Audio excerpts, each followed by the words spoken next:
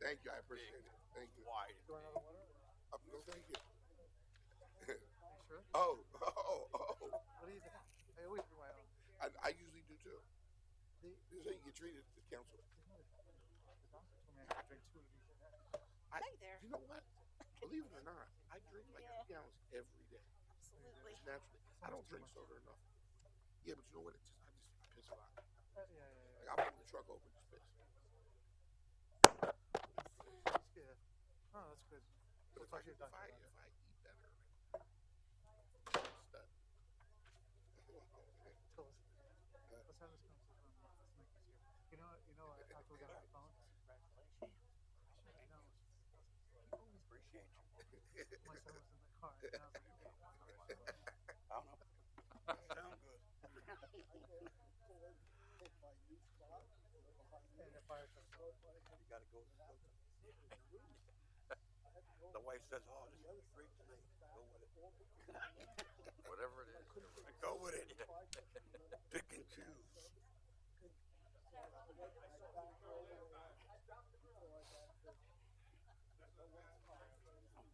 The first. A little bit.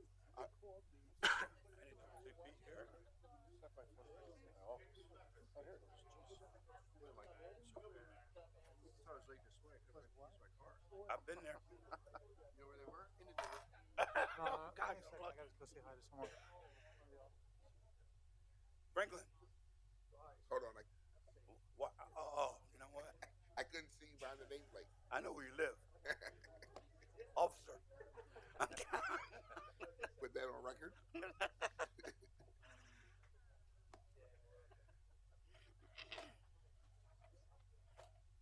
Oh, where's my note?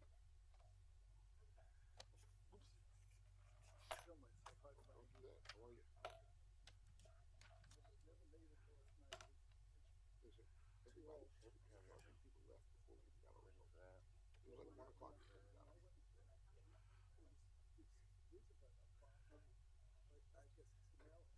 So we had like they quit half of then they did and he was up. Then they did the polling place. Republican came up. She was up by 500. Then Okay. they dropped the rest of the ballot. So it worked out well for us.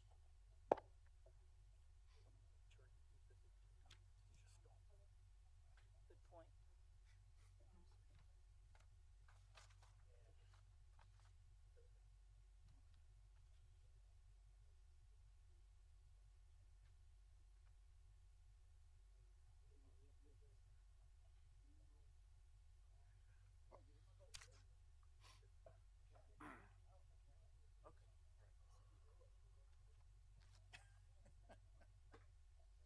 I hope you don't ask me any finance questions. I don't do math. I went to law school for a reason.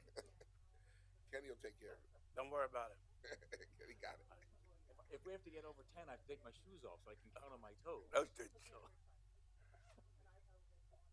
I got a sliding scale. I'm gonna pass it to you then. I don't do math. Yeah, sign into your computer anymore without your phone. Yeah.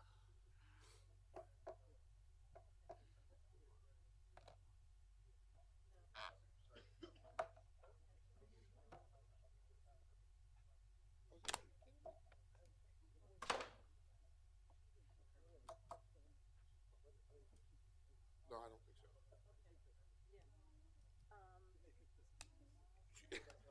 I agree. Hey, Frank. Yo, He must be sleeping today. I tried to call him. He must be out. I haven't heard from him all day. I guess Mark He's sleeping. Probably. Smarter. Let me text this guy. There's no finance stuff on there. They didn't even give us the results until like He is the number 2 guy. 10 after 1. That's what I was told today. It was Yeah. so late. Yeah.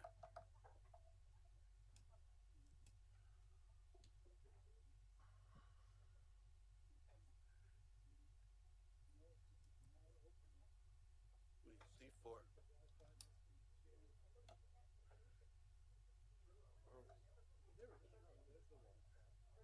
What?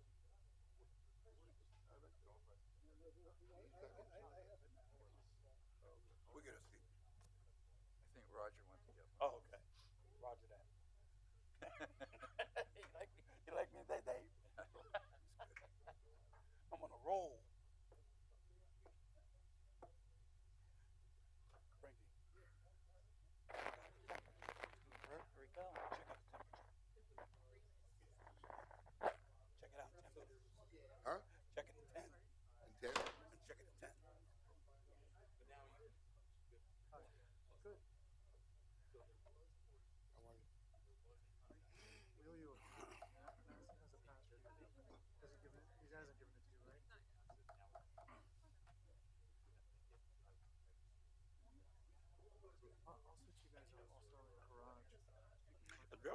short agenda this evening, for the most part. Oh, that's right. Well, we'll get you. We'll get you guys one.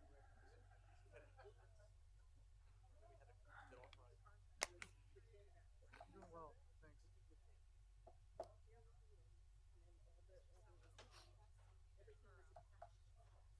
Oh, really? How was it? Emmy. It's already up. What's that? Wow. How about that? You're switching. That one step was Yeah. everything. Even But it with did go off. We Yeah. agree. I'd like to call the stated session of City Council to order. Please rise for the invocation followed by the pledge of flag. God of mercy and compassion, of grace and reconciliation, pour your power upon all children in the Middle East, Jews, Muslims, Christians, Palestinians, and Israelis. Let hatred be turned into love, fear to trust, despair to hope, oppression to freedom, occupation to liberation. That violent encounters may be replaced by loving embraces, and peace and justice can be experienced by all. Amen. Amen. I pledge allegiance to the flag of the United States of America and to the republic for which it stands, one nation, under God, indivisible, with liberty and justice for all. Roll call, Madam Clerk.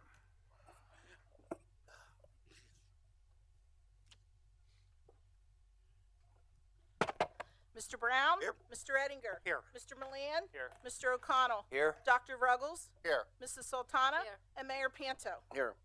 Approval of the agenda. Move the agenda. Second. Moved in second in discussion.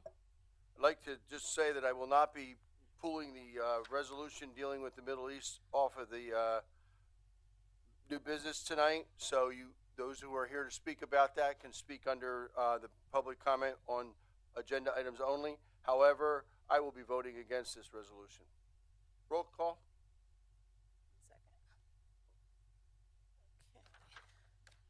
Mr. Ettinger? Aye. Mr. Milan? Aye. Mr. O'Connell? Aye. Dr. Ruggles? Aye. Mrs. Sultana? Aye. Mayor Panto? Aye.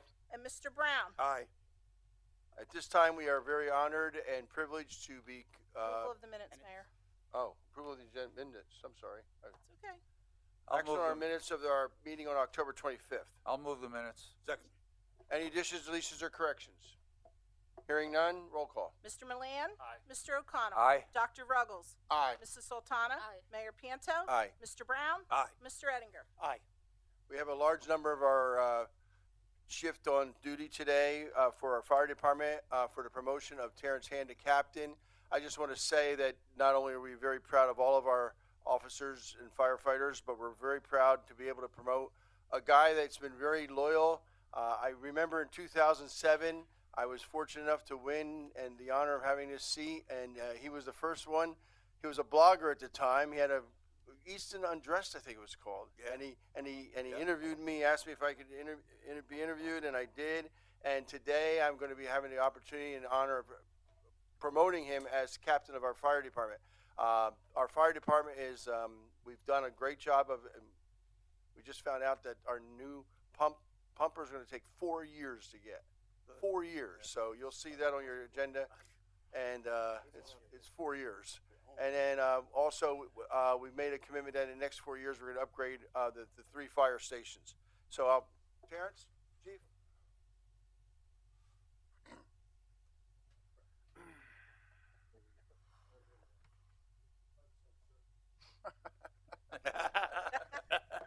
You're on display. A little bit about Terrence.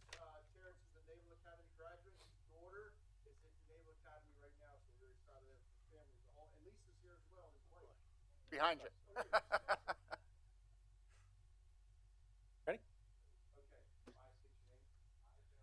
Do solemnly swear. That I will support, obey, and defend the Constitution of the United States and of this Congress. That I will discharge the duties of my office.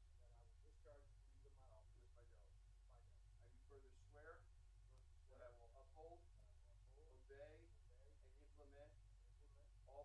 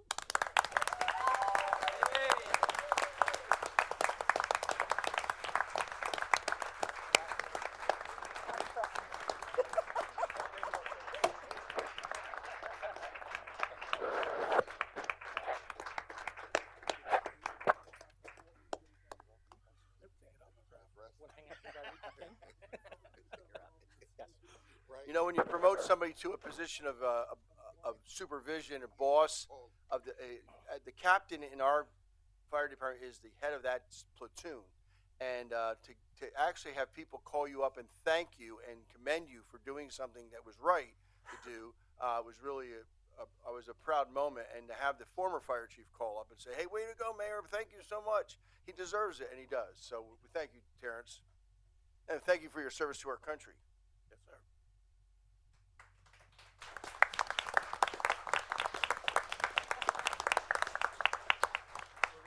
Chief Hennings. Okay, so Captain Terrence Hand. Terrence was hired on September 17th of 2001. He attended the Allentown Fire Academy. Terrence was promoted to the rank of lieutenant on April 20th, 2022. He was assigned to the 3rd Platoon, assisting the platoon captain in the daily operations. He's completed his Pro Board Fire Officer 1 certification and was assigned to the duties of station maintenance, station supplies, and the responsibilities of the department's rescue ropes for serviceability, maintenance, and record keeping.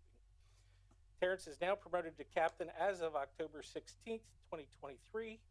He is completing his Pro Board Fire Officer 2 certification and will remain assigned to the 3rd Platoon. The captain's responsibility will be the daily operations of the platoon and administrative functions, including personnel assignments, training, policy review, and providing input to future departmental needs. Thank you, Chief. It's a great record. The Beers family and the Hands will may be dismissed, and the firefighters may be dismissed.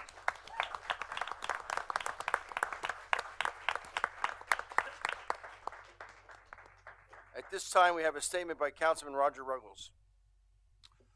I would like to thank council for giving me this time and opportunity to respond to what I feel was an attack on me by Mrs. Sultana at the previous council meeting. After I tried to explain that there are multiple armed conflicts going on in the world today, and according to the Council on Foreign Relations, there are currently 26 active conflicts in the world. I stated I do not have enough time to research every one as they change on a daily basis. She responded that if I do not have time, then maybe I should not be an elected official. I heard Mrs. Sultana accuse me of not knowing about worldly events, and based on that accusation, not a good fit for City Council. This comment felt like an attack on me. Normally, it is not my nature to advertise what I do because I don't want to stand in the spotlight or try to get headlines like some people. I do what I do to help people. But because of this attack on my character, I feel it is necessary to describe my experiences. I have served people here in our community, in our country, and in the world. Here in Easton, I have coached youth sports. I have worked with Habitat for Humanity in building houses. I have spent nights in the roving homeless shelters, and more recently spent nights with homeless families. I have supported nonprofits. On City Council, I chair the Public Safety Committee and meet monthly with both the police and fire chiefs. I attend meetings of the Pension Board and have led an effort to engage our senior citizens in our recreational activities. I have hosted several community breakfasts and a summit for nonprofits. I wrote a white paper that resulted in the city obtaining a $350,000 grant for a LiDAR system that will make our community safer. I have worked to make our community safer and tried to make our community closer together.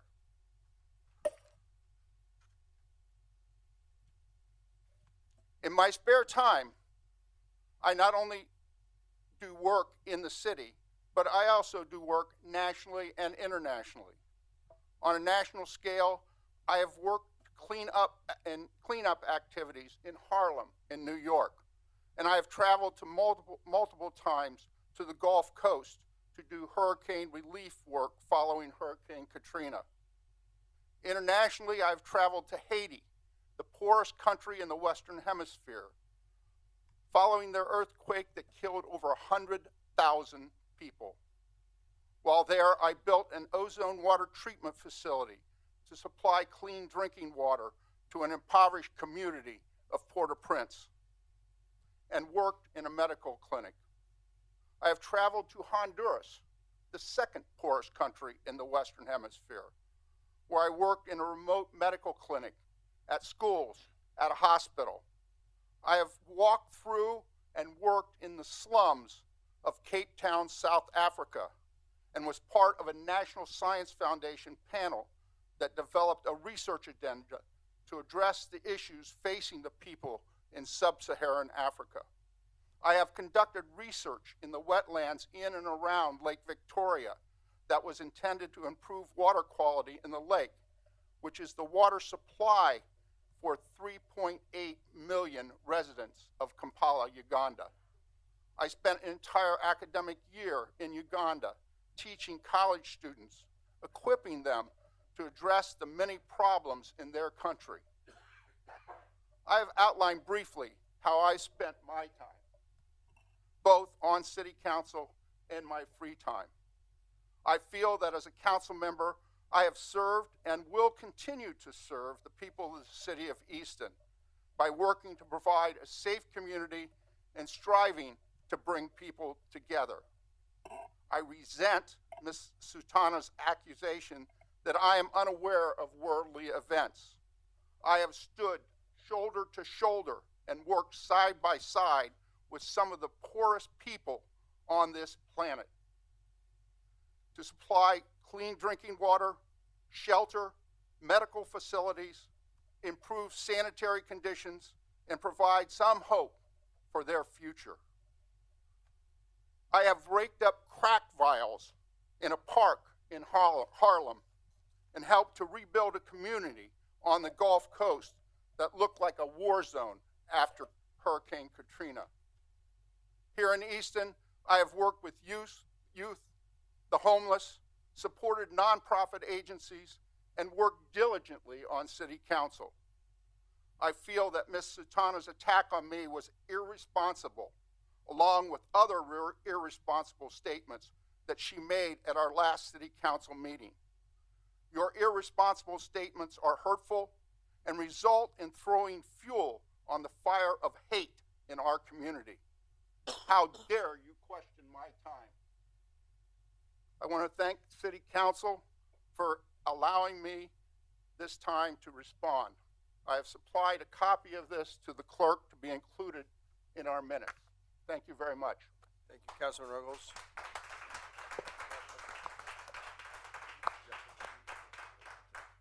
I just want to respond to Mr. Roger. Mr. Roger, I do respect your service, and I do not mean to insult you. And I'm going to be honest at this moment. I do not mean to insult you, and I do not mean to accuse you. Whatever I said, it was a part of the ongoing, continuing conversation and all that, whatever was happening at City Hall. Otherwise, I have no intention to, and I'm being honest here. I have a lot of respect for you. I have a lot of respect for your service, and it will always remain that way. It wouldn't change anything. So, thank you. Well, while we're on the subject, I was a product of some Instagram posts that were put on by a fellow councilman who is supposedly a colleague, and it says, "It's unfortunate that Mayor Panta, who is going to serve his 6th term in office," it's actually my 5th, "has falsified the media about my positions on the committees." I'm quoting, "I've been the chairperson of the Planning and Codes Committee. I've held many meetings when needed. However, I do not serve on the Zoning Board or the Historic District Commission." What I said, and maybe you didn't hear me, is that you have yet to attend one Planning Commission meeting, Historic District Commission, or Zoning Board hearing, which you are the chairman of that committee that oversees all 3 of them, not just the Planning Committee.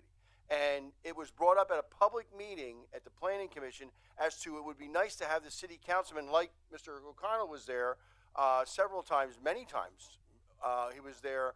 When he was there, he could bring information back from us, and he could they could bring information to the Planning Commission. So I just wanted to say that my 20 years of service on this board has nothing to do with not attending. Mr. Dr. Ruggles speaking, you forgot to mention the community breakfast that you do every year. Oh, you did? Okay. And you forgot to mention that you meet with your directors every month. I don't think Mrs. Sultana has ever met with Mr. Narowski. I have, but I will stand with my statement on my social media. You It's have wrong. falsified the media. I do not serve on the zoning board. You are the liaison. fear- You are the liaison.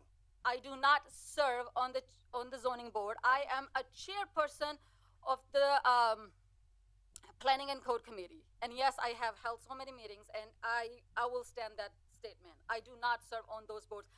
Liaison and attending sometime meetings optional, that's different, but I do not serve on those boards. You are a liaison to all three of those committees. My point. But I do not serve. Moving those on committees. to public comment. Oh, I'm sorry, Mr. Brown. I'd like to read something to the record also. And all council members have received this along with the mayor. This Easton City Council, 123 South 3rd Street, Easton, PA.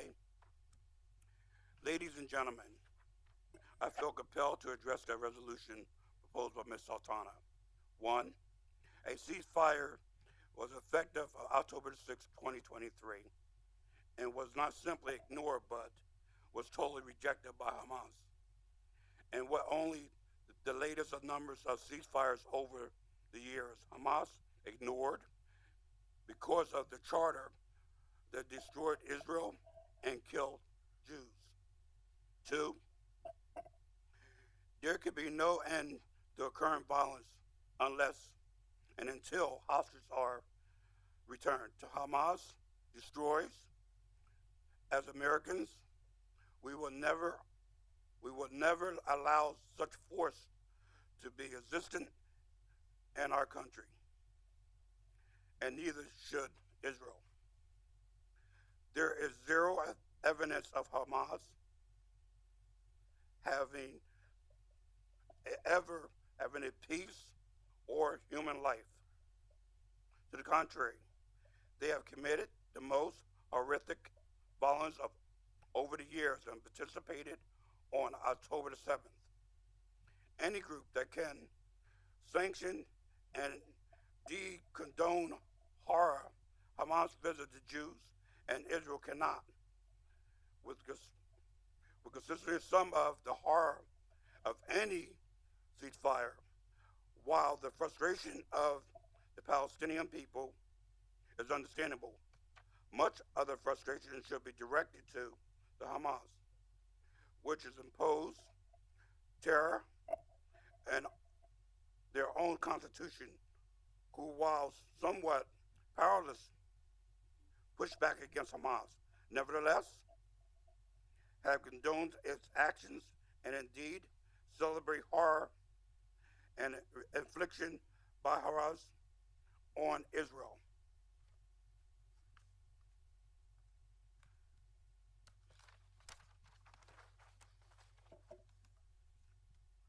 Finally, I believe that City Council has no place entertaining foreign policy matters of this nature. This is not city business. Respectfully, Danny E. Colon. I'd like to submit this to record.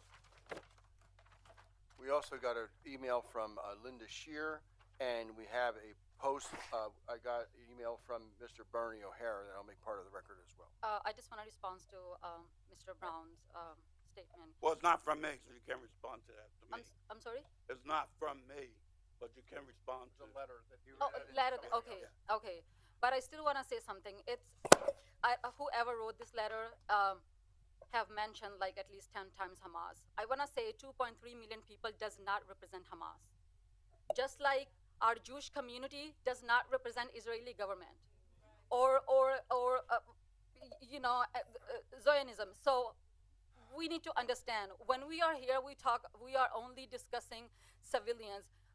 Even during the last meeting, our issue, I issue that brought it up, that was killing thousands of civilians on both sides, not just Palestinian. So connecting Palestinian people with Hamas is it's just not fair. Excuse me, please. It's not just fair. Your resolution never mentioned Hamas. I don't think anyone at this table, what I don't like is being labeled non-humanitarian. Excuse me, we have a decorum here, and we'll allow for civil discourse, but we're not going to allow for incivility. I'm not going to allow this to go down to what it was last 2 weeks ago. It's not going to happen. You will be ejected. I'm just telling you right now, you will be ejected. It is not going to degrade to incivility. So civil discourse is part of our culture, and public opinion is very important to all of us up here. But there's not one person up here that's for killing children or one person that's in here for killing unarmed civilians. That's not what we're about. And no one has ever attacked the Palestinians. We've attacked Hamas. Both all of us on this side of the room have talked about Hamas. The resolution never once mentions Hamas. 4,000 children. It doesn't matter. You said that the ceasefire was a peace out. I'm telling you, if you break out like that again, you're going to be ejected. That's why the police are here. I'm just telling you, warning you ahead of time. I'm warning you ahead of time. Sir, you don't have the floor, I do. Please remove him. Chief, remove him. I just wanna clarify one thing in public. Mayor Pinto said Hamas was not mentioned. I mentioned both sides. I literally mentioned that that time, I think 6,000 or 7,000 civilians Palestinians were killed, and 1,400 Israelis. And I'm sure everyone. There's no doubt in my mind that Israel can destroy Palestine anytime they want. That's unfortunate, because they have a military that can do that. That's unfortunate. I don't deny that. That is very true. And yes, I will concede there are many more fatalities and injuries on the Palestinian side than on the Israeli side. And to keep bringing it up doesn't make it any different. There are children on both sides and adults, old people being drugged and decapitated and everything else on both sides of the. I don't like any of it. But to paint myself and other colleagues here as being against children being murdered, that's wrong. You people don't walk with me. You don't know me, so don't try to tell me that I don't care about children. Don't try to tell me that I don't care about children being hurt, because that's not true. And you paint us out as if we were against your resolution because we didn't care about the children, we didn't care about the older people. No, that is not true at all. War stinks. No one is for war. No one. Unless you're stupid or insane. You're not for war. So let's call for ceasefire then. We had a ceasefire on October 5th. Let's do it. We had a ceasefire on October 5th. Hey, you can't speak from the audience. At the end of the agenda, you would have an opportunity to speak. No, they have it next. Next. When I call up the public comment on agenda items only, they can have it. Hey, can I? And Mr. O'Connell. Thank you. I was going to reserve my comments until we actually took the vote. I'm not going to support this resolution either. First of all, as I said to Councilwoman Sultana last night, the city of Easton does not have a State Department. We are arguing about a resolution here that is ultimately toothless and really doesn't mean anything, because this is really way beyond our legislative scope. That's the first thing. Secondly, I think for all of the people in the audience who really care about this issue, and there certainly are a lot of you, I believe the best thing you can do is to contact your legislator's office directly, so that they hear from individuals and not from city council. If you contact Congresswoman Wiles' office or Senator Fetterman or Casey, I think you're much better off doing that. Third, I I believe, even though it does not explicitly say so, I do believe that this resolution, as long as we're going to vote on it, I believe that it is very one-sided, even though it doesn't say that. I think any resolution asking for a ceasefire really needs to acknowledge Israel's right to defend itself, to defend its borders. It is surrounded by enemies. They have a right to defend themselves. What's going on, I know, is horrific. But also, it needs to acknowledge the fact that Hamas is a terrorist organization. Sorry, miss. Sorry, please. Anyway, that's essentially what I wanted to say. I just think that you're far better off contacting your elected representatives, your state and federal representatives. As I said, the city of Easton, it really isn't supposed to be getting engaged in foreign policy. That's way beyond our ability. Our primary focus, really our only focus, should be taking care of the city of Easton, just municipal matters. I mean, that's why I ran. That's why everybody on this council ran, to work for the city of Easton. And I think that's what we have to focus on. And honestly, I wonder about Councilwoman Sultana's idea of governance, because I think she's really off track here. I know she feels deeply about having a ceasefire, but it's not up to us. It's not up to City Council to do this, and I think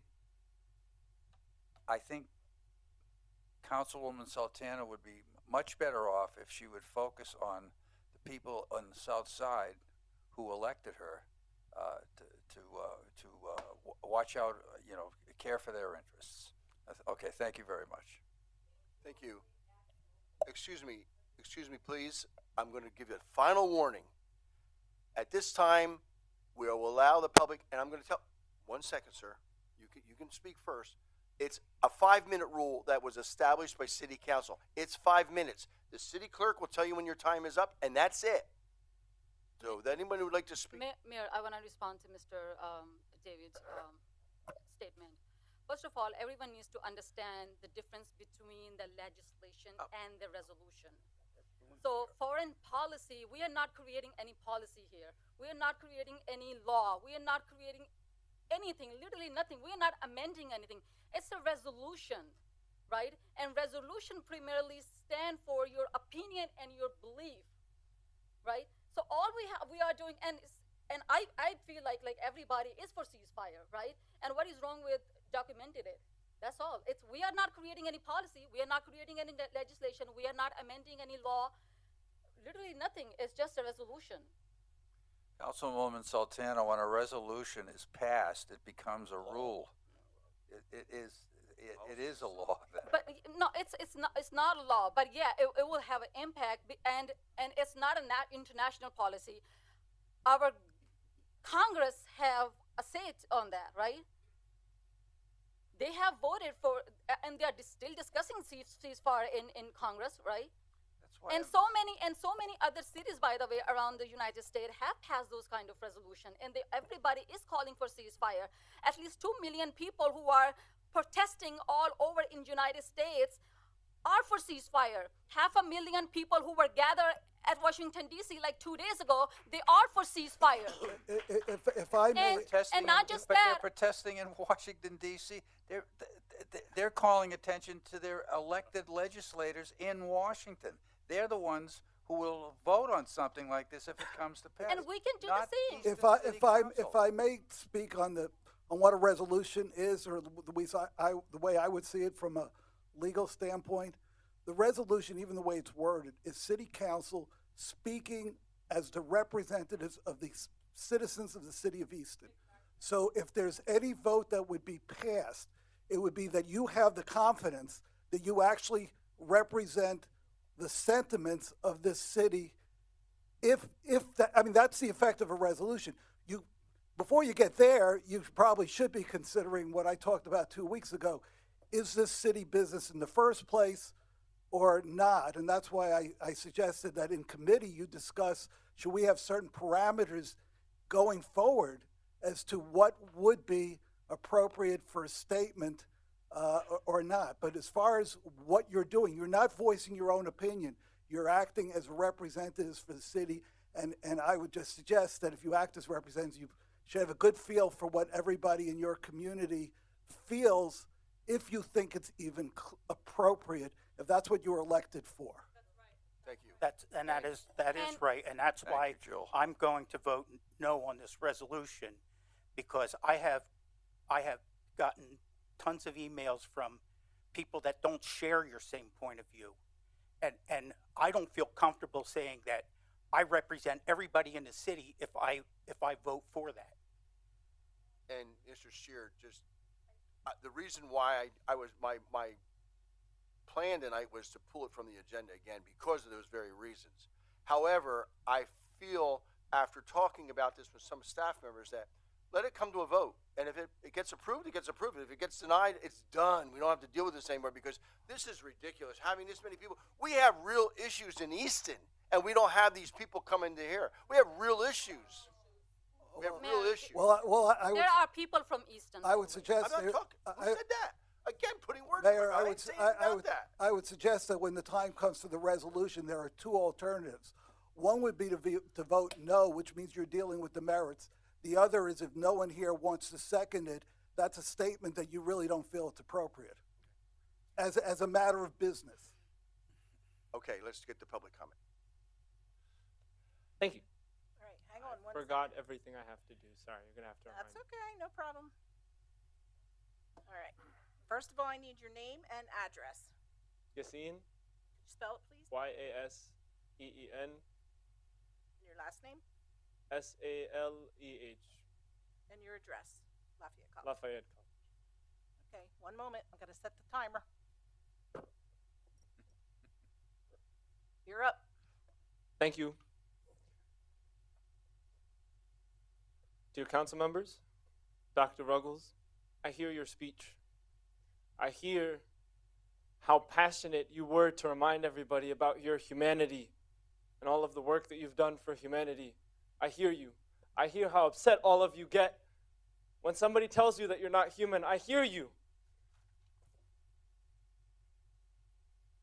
I just spoke to my campus and asked for humanity across lines, because the same way that you were so moved to spend a good portion justifying your humanity is why I'm standing before you today to discuss the importance of humanity. You all understand it. You've all stated so clearly that you understand it. But I need to clarify. When you hear from people and they're upset about this issue, they're moved by the same humanity that moved you to speak. And I recognized it last time too. I hope you all remember. My voice is only on humanity, and I will only ever speak about humanity. Nobody can twist my words. So I'm asking everybody to listen because this is important. And no matter what happens after me, if somebody gets really upset, you might get upset at them in the moment. You might get upset at them for a couple days, but I want you to know that their anger is a deep felt humanity and cry for humanity. I just had to stand there as my friend held up a list of 11,000 plus names, and that includes the Israeli names, of people that were killed in this war. But so too do I have to say 10,000 of them, 10,000 plus, were Palestinian. And I hear your comments on Hamas. I hear your comments on inequality. I hear your comments on not hearing out a ceasefire, but so too do I remember so many years of my childhood when there were ceasefires and Israel bombed Palestine on our holidays, on Ramadan, on Eid. We only have 3 in a year, and all 3 gone, bombed every time.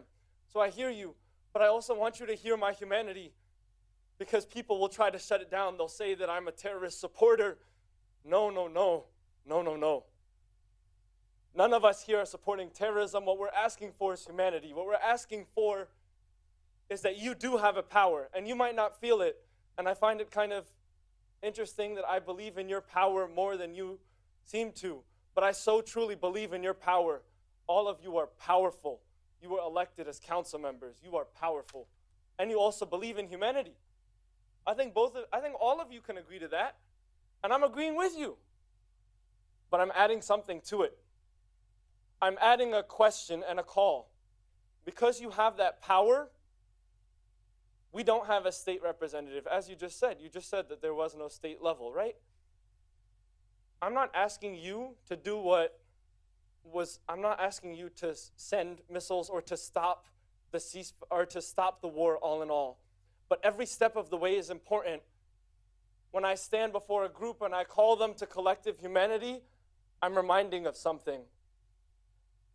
Nobody will recognize the struggle until we get voices behind it. The strongest voices are those who we have elected.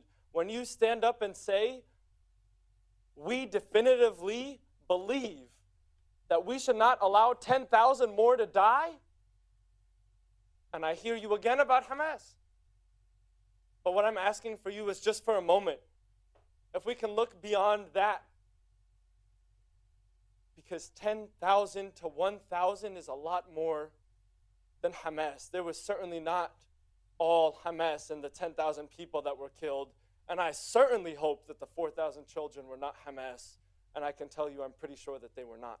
And so I hear you, and I hear you that there is an inequality, but I ask you to hear me, and I ask you to hear everybody who will present today, and hear them deeply. Don't just hear what they say, but hear the humanity behind it.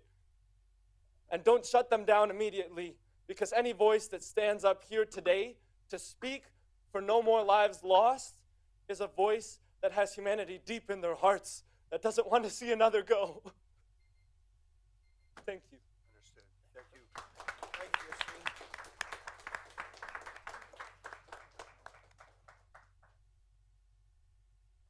Okay, I need your name and address, please. Anika, Could you spell it? Anika, And your last name?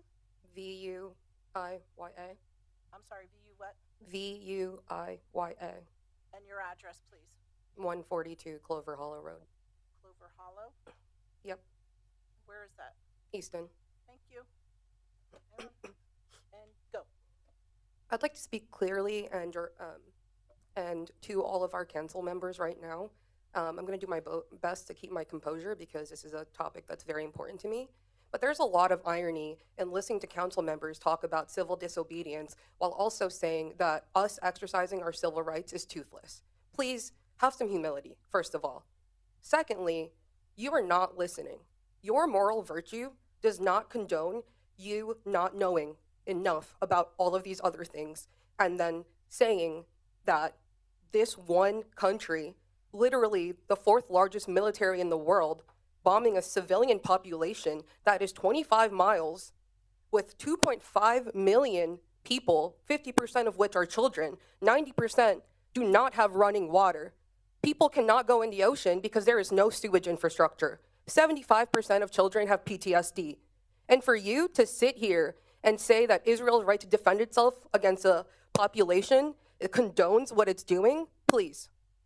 That's disgusting. Secondly, on the point of Hamas, I'm not sure why it's become a talking point to defend Israel's actions. I feel like I've seen this and I've heard this the same way that the US justified the occupation of Iraq and killed 800,000 people and created 1 million orphans, which, by the way, 85% of Hamas is composed of orphans whose families have been killed by Israel. And on the point of Hamas, I would just like to point out that it is a creation of Israel. In 2007, Brigadier General Yitzhak Sevig literally admitted that they were paid, the government gave him a budget to create an Islamist force to fight against the secular Palestinian movements.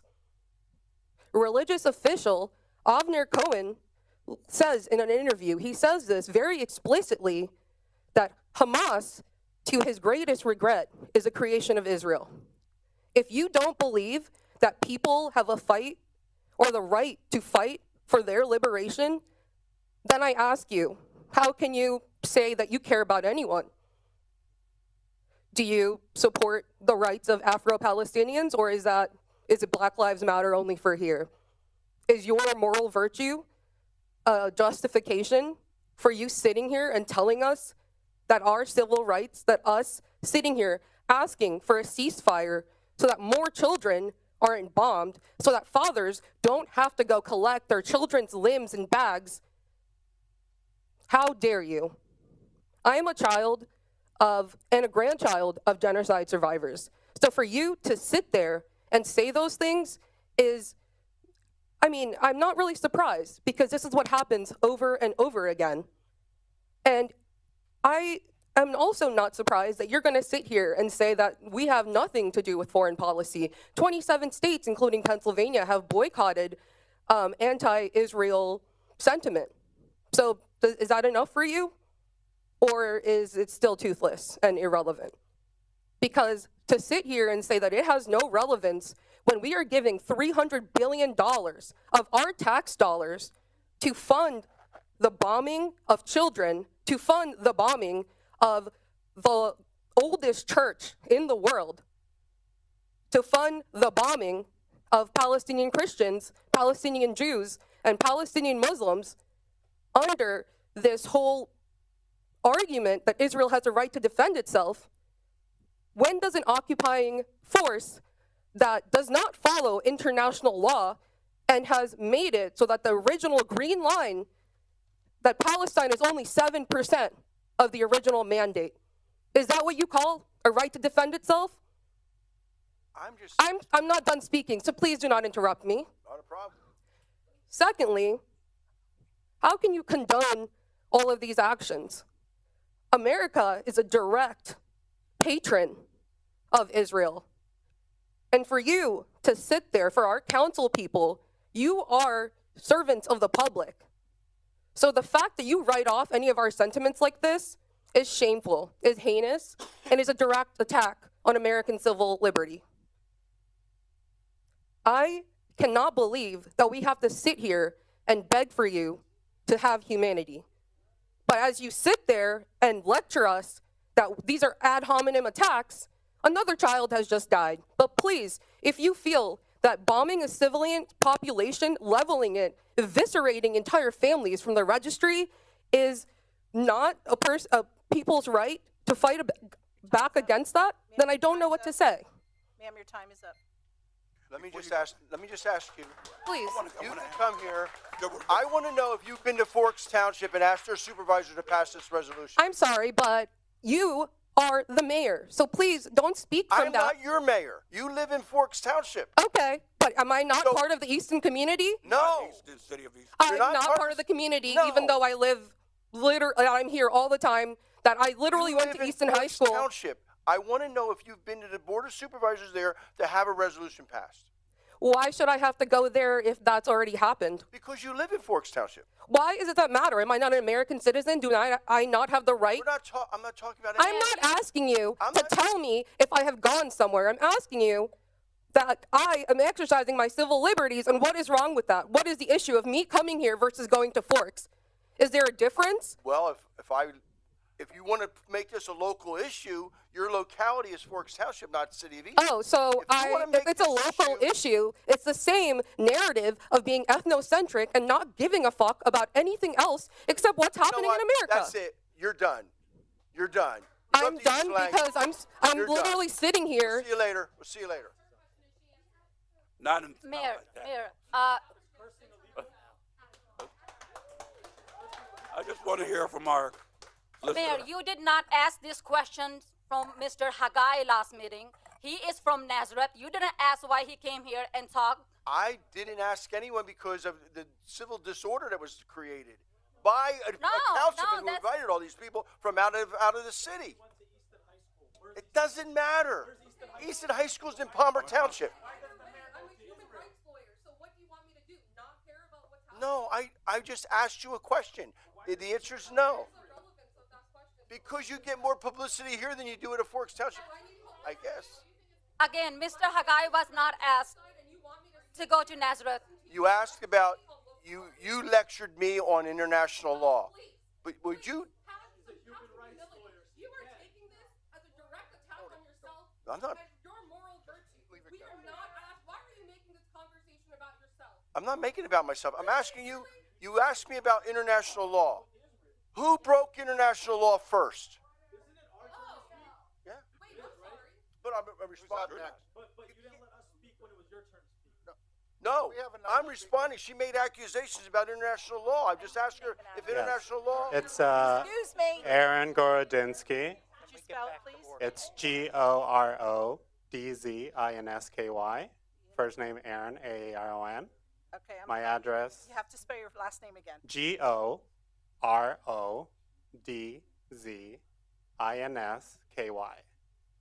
And your address, please. It's 245 Cedar Park Boulevard, Easton, Pennsylvania. Cedar Park Boulevard. Yes. Okay, hold on.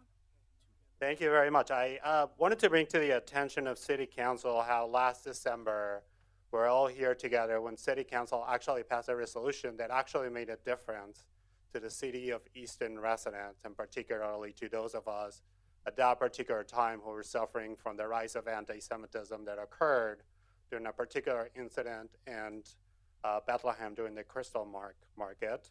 And that resolution affected us, all of us directly, because it condemned anti-Semitism and Islamophobia, and it spoke about the capacity of the city of Easton to make it into a welcoming environment for all minorities, those who speak up and are willing to come to the microphone and confront this particular ruckus occurring today, and those who are not willing to do that because of their fear of speaking against what the majority of the people who are currently present are doing or not. That particular resolution belonged at City Council because it spoke about the rights of the citizens of Easton to combat anti-Semitism, Islamophobia, and all hate speech. And it actually created a safer and more welcoming environment for me as a member of the Jewish community and for all members of all faiths in Easton. And it has allowed me to speak to my community to say the city of Easton cares about my Jewish community, it cares about my Muslim brothers and sisters, it cares about the Sikhs, it cares about the Hindu, in particular at a time as we're ending COVID, where a lot of minorities were targeted, specifically the Hindu community and the Sikh community who were receiving hate mail, and this resolution meant significantly for them. The resolution being presented today means absolutely nothing at the city level because the city of Easton has no foreign policy significance. This belongs at Susan Wild's desk, it belongs at Fetterman's desk, it belongs at Casey's desk, and it is an unbelievable waste of time for the city to be discussing these particular issues. I'm here speaking on behalf of the silent minority who do not see this type of resolution because every 2 weeks we're going to have to bring another international conflict. So in 2 weeks we're going to be talking about the expulsion of 1.8 million people from Pakistan into Afghanistan and the treatment that the Taliban are going to give to those poor girls and children because of the situation there. And then in 2 weeks we're going to be speaking about Azerbaijan and the invasion of Azerbaijan and the taking of land of people who are native from there. They're kicked out of the Azerbaijan to their country, and in 2 weeks we're going to talk about the civil rights of the LGBTQI community in El Salvador who are suffering tremendously. Where is it going to stand? I applaud you last December when you passed a resolution speaking about the rights of the citizens of Easton and protecting religious minorities in the city of Easton. I encourage you to continue to do the same, to speak about anti-Semitism, Islamophobia, and all types of hate, and to save this type of resolutions for where they do belong, which is at the national level, where national elected officials who should be getting flooded today and tomorrow and until the conflict ends, asking them for whatever particular view you have or not on international relations issues, and to keep the city of Easton for citizens like me who have real issues on the city that the city can actually respond to, instead of having to waste 3.5 hours, which, you know, the arguments might be valid, but the capacity of the city to act upon those issues is non-existent. And so I understand that for the next hour and a half, you're probably going to get asked about your morality and about your capacity to respond and how you feel. Those feelings might be valid, but are not to be had at a City of Easton council meeting. They are to be had with those who have the right to respond and who should validate your feelings about whether there should be a ceasefire or whether Israel should resolve this issue. So I apologize on behalf of what you're about to hear for the next hour and a half, and we as a community understand that excuse me, this is my time to speak. I'm speaking to the council. I'm not speaking to you, I'm speaking to the council. Order, please, order. Excuse me, the timer is running, it's my time. You want to come to the microphone? You come to the microphone, sir. This is my time to speak. Sir, you've been out of order at least 4 or 5 times now. The police chief has been over to tell you. Regardless of the feelings of what they think it's going to work or not, the feeling continues to be the same. We're wasting an hour and a half of the council's time on a resolution that does not belong on city council. Thank you very much. Thank you. Thank you. Thank you. Thank you, Aaron. Thank you, Mr. Herron. I really appreciate you coming here and talking. But I do want to say a few things. We work with Congress. We local elected officials, we directly work with our Congress. So we are actually related. It's not a different the department. It's a different position, but it's all one government, right? It's the steps of government. And the other thing,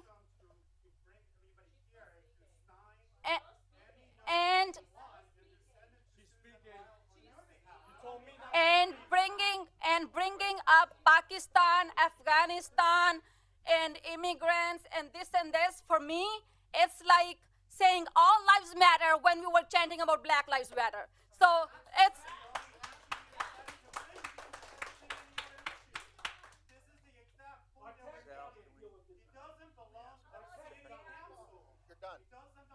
All right, Aaron, thank you, Aaron. I like to see somebody else in emotional.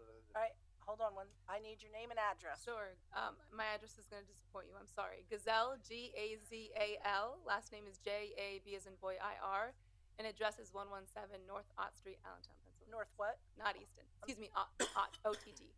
And that's Allentown? Yes, ma'am. So yeah, sorry, Mr. Mayor, it's not Easton. But good evening. Thank you all. She missed my whole point. All right. So okay, your time is starting. Sure. I'm in medicine. I was born and raised in the area, and I went to school in upstate New York.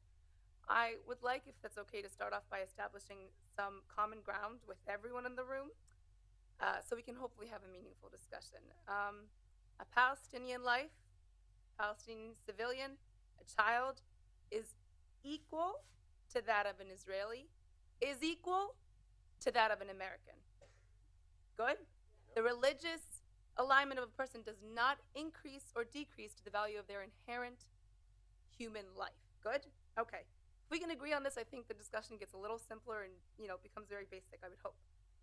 We would not allow for our own children to be casualties under any circumstance. I don't care how extreme or hateful the organization is in our own country. I would not sacrifice a single American civilian or a single American child if it meant eradicating the entire KKK in one go. Just give me one child, just give me one American. I would not have it. I would not agree with it, and I'd hope you wouldn't either. Now, considering this, now let's go across the world, and let's go to Palestine. A Palestinian child is one of 4,000 plus children that have suffered a treacherous death without the comfort of their families. Most likely hearing screaming, explosion, probably hearing the screaming of their own family members, and either themselves being blown to bits or their skin being burned off by white phosphorus while they're still alive and conscious, okay? Palestinians have suffered over 10,000 civilian lives. Israel's right to defend itself has exceeded all reasonable bounds of war. Would it be reasonable, I ask you all, would it be reasonable to bomb our local hospitals if an extreme fanatic was taking cover within its walls, with our frontline workers, our doctors, our nurses, our patients that can't even evacuate if you told them to evacuate because they're hung up to life-saving measures. They can't leave. If they get unplugged, they die. So those patients are there. Would it be reasonable to bomb that hospital? And think about your children, whoever has children, and if you guys have grandchildren that are going to school, would it be reasonable if a mass shooter was taking cover in one of them and using your child, your grandchild, as a human shield? Would it be reasonable for the U.S. government, for the sake of peace, for the sake of goodness, for the lesser evil, to bomb that school and bomb that child? The school year, by the way, in Gaza's been terminated early. Why? Because all the children are dead. They're dead. Either still they're remaining under rubble, their bodies are rotting, waiting to be excavated, or they're buried in mass graves. And I want to switch quickly to address what you guys have been saying about the scope of the city council. I challenge this notion. Why? Because where does government begin? Where? Does it begin from the top up? Are we in a dictatorship or are we in a democracy? It starts from the communal level, and you guys should celebrate that. You should celebrate that you have community. There is no, when a community comes together, there is no waste of time. But this, to me, is more productive than anything you guys can do on your own in your own offices. Community is important. So please don't dismiss that. The best change can originate from a smaller community. And by the way, we have called our representatives, we've called our senators, and time again, they've turned a blind eye to the suffering of humanity. So this resolution would be a more assertive, organized, and collective action to apply pressure on our representatives, to tell them that they can't act independently, that they represent the people, that we will not be dismissed, and that we have a say in where our tax dollars go, and that we don't support our media that's enabling genocide. And to address another point, you say that she has political gain to get from supporting this resolution. How about us? I don't belong in politics. I belong in a hospital. Why am I here? Right? People are here not because of political gain. So I want to debunk that argument. And by the way, you shouldn't dismiss the people that are here. This should be really encouraging to you. You know, people taking charge and being engaged civically, this should be reassuring to the future of America. I want to end by saying that we're not just here for a Palestinian mother or child or father. We're here for ourselves. We are here because our humanity and our collective conscience is begging to be heard. We are recognizing that internal voice that's saying, this doesn't feel right. And I know I'm running out of time, so my urge to you all is listen to that internal voice. It's not always going to be there. And if you dismiss it, it's not going to always come back to tell you, this is awkward, this is not right. Reflect, not when I'm around, while you're by yourselves, talk to yourselves. This is not right. And I promise you that voice won't always be there. And that will become your character. It'll become a standard for you to be dismissive when people are being slaughtered. Thank you very much. Your time is up. Thank you.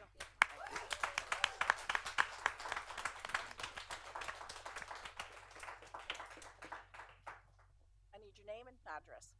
Yes, my name is Ari Ismail, A-R-I. I, S as in Sam, M as in Mary, A-I-L as in Larry. And your address? And my address is 111 Quad Drive, Easton. Thank you so much. Sorry, what's the name of your street? Sorry, Quad Drive, Easton, Pennsylvania. It's Lafayette College. Okay, hold on a second. Set the timer again. Hang on. Oops, down one. Go. Okay. I want to thank you all for your time. I understand that this may not seem like an issue that is near for many of you because you have been, you know, I'm assuming most of you were born and raised here, and I was born here. And when I was a baby, I moved to Sri Lanka, and I understand that that's not Palestine, but I'm not very eloquent, so I'm going to do my best.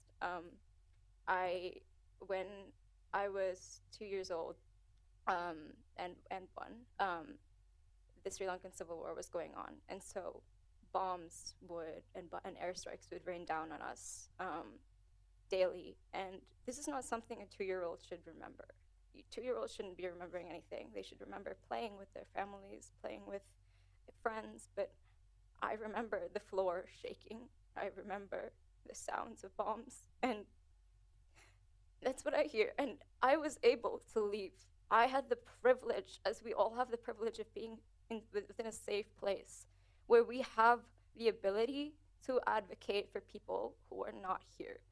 And I understand, I know that there are so many issues going on within Easton, within the Lehigh Valley, but there are people within Easton and the Lehigh Valley who are Palestinian, who are Jewish, who are Muslim, who are Israeli, who are fearing right now for their lives, for their friends and their families back home, because of what is happening. And I feel like it's a bit irresponsible to deem that as not our issue, because all constituents are, and all residents of Easton are still residents of Easton, and that they should be cared for and they should be acknowledged that they deserve as much humanity as anyone else here, as much as you or me.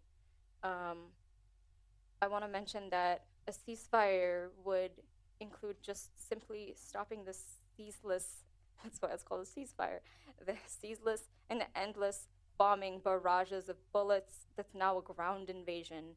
And as we've said so many times, we understand that it's scary thinking about what Hamas could do, but as actually, as you said, Mayor, like, what do you call it? Israel has the potential to level Gaza, like, and that's really, really scary to think about, knowing that where I've come from, where many of us have come from, like, sorry, thinking about a colonial power having the ability to do that, and us just sitting here saying, this isn't our issue, it's far away, and I understand that we have to focus on Easton, and part of that is by being involved in something so much bigger. As my friend Yassine said, you have power. We as individuals have power, and that's why we're here. We're using our voices. I've been calling Susan Wild, I've been calling all these other representatives day, like morning, afternoon, and late afternoon. Like, I've been calling and calling and calling, and the reason we need city level pressure that can be placed, as the city solicitor stated, that like the reason for resolutions is so that a city can take a stance, and the stance is anti-violence, not anti-Israel, not anything like that. It's not saying Israel doesn't have its right to defend itself, which it does, but it comes a point, as we've stated, I'm just reiterating, it's not defense when you're killing children, when you're at a point where I don't understand how defending yourself can come from like cutting off food and water supply and bombing collective punishment, yes. Bombing children's hospitals in a new recent development, like that's not defending oneself. And so I just want to say, like, you have way more ability to use your platforms, your voices than we do, and we are using them in every capacity we can. I'm giving everything. I'm a student. I should be studying, but every day I cry and I talk on the phones to to Susan Wild, to everyone else, and I beg for a ceasefire, please, an end to this violence, because this is what I'm doing in my power. So please, I'm begging you, please do what is in your power, and what is in your power is to pass this resolution. See, I can't even speak. Your time is up, ma'am. Okay, thank you. You're welcome.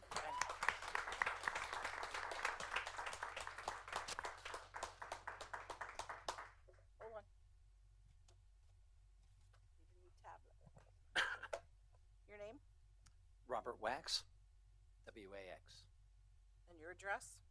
702 North 22nd Street, Allentown, Pennsylvania. Hold on, I gotta set the timer.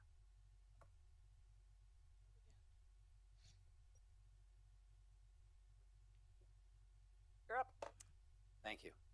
So I am from Allentown, Mayor, but I spent a lot of time here in Easton as a kid. And in fact, I want it noted for the record that I was here for Lafayette's biggest win in its basketball history over Notre Dame 25 years or so ago. Time ago. In any event, I come to you tonight as the president of the Jewish Federation of the Lehigh Valley, representing all three cities across the valley and other municipalities. The brutal atrocities on October 7th awakened many to the depravity of Hamas, the ruthless terrorist organization controlling Gaza. More than 1,400 Israelis were savagely murdered, babies were burned and decapitated, women were raped, and 242 Israelis and others are still being held hostage, including Holocaust survivors. This was the most brutal attack on Jews since the Holocaust. Many are unfamiliar with the problems in Gaza, and it is a complex issue without simple answers. There's been a lot of talk tonight about the numbers of deaths on both sides, and it is a travesty from both sides. But when you think about where the numbers are coming from in our press involving the deaths in Gaza, it's coming from the Ministry of Health run by Hamas, and we must challenge those numbers. Second, when we talk about Hamas, separating that from the Palestinian people, we cannot forget the Palestinian Authority, which also governs the West Bank. The Palestinian Authority and Hamas together pay families of terrorists who murder innocent Israelis. In fact, Palestinian Authority President Mahmoud Abbas and members of his government defend these payments, which include a, quote, success bonus and a monthly stipend in perpetuity for killing Israeli civilians. In fact, in 2018, Congress passed the Taylor Force Act, which reduces economic aid to the Palestinian Authority until it ends this policy, which exists today. How does the Israeli Defense Force respond to this? The IDF is more cautious about mitigating civilian casualties than any other military. I didn't talk. Again, you want to get up here and talk, get up here and talk. Yo. Can he be removed, please? Just 5 minutes. Thank you. The Palestinian Authority, which governs Hamas, or which governs the West Bank, and Hamas pay families of terrorists who murder innocent Israelis. The Palestinian Authority pays a success bonus and a monthly stipend to terrorists for killing innocent Israelis. And how does the IDF respond? The IDF is more cautious about mitigating civilian casualties than any other military in modern times. The IDF uses efforts where possible to warn civilians before bombing in populated areas. Hamas unfortunately hides weapons and terrorist command centers in schools and hospitals, using human civilian shields to protect its terrorist activities, takes civilians as hostages, rapes women, beheads children, and launches thousands of rockets on civilian populations in Israel. Has Israel ever offered land in exchange for peace? Yes, many times. Every peace plan offered has been rejected. The Palestinian Authority, originally known as the PLO, another internationally recognized terrorist organization, and neighboring Arab countries rejected the United Nations Partition Plan in 1947, another United Nations plan in 1949, another one in 1967, the Begin-Sadat Peace Plan in 1978, the Peace Plan proposal in 1994, the Barack Clinton Peace Plan in 2000, the Omar Bush Peace Plan in 2008, the Kerry Contour for Peace Plan in 2014, and the most recent invitation from Israeli Prime Minister Benjamin Netanyahu and President Trump to join the Abraham Accords in 2019. Each of these plans would have created a state for the Palestinian people. I share this with you not because I'm arguing that you need to agree with these points. I share this with you to illustrate that lots of very bright people on an international level have focused on this problem and have still struggled with it. And I appreciate people's passion here tonight. I too have a college student who hasn't been able to sleep and has been crying about these issues because we all care, including in the Jewish community, about deaths on both sides of this conflict. But I also agree with the comments made by many of the council members that this is not an issue that involves the city of Easton.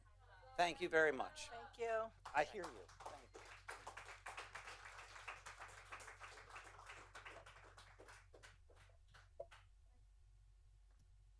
My name is Laurel Yarrow. I am a resident of Easton. Could you spell your last name, please?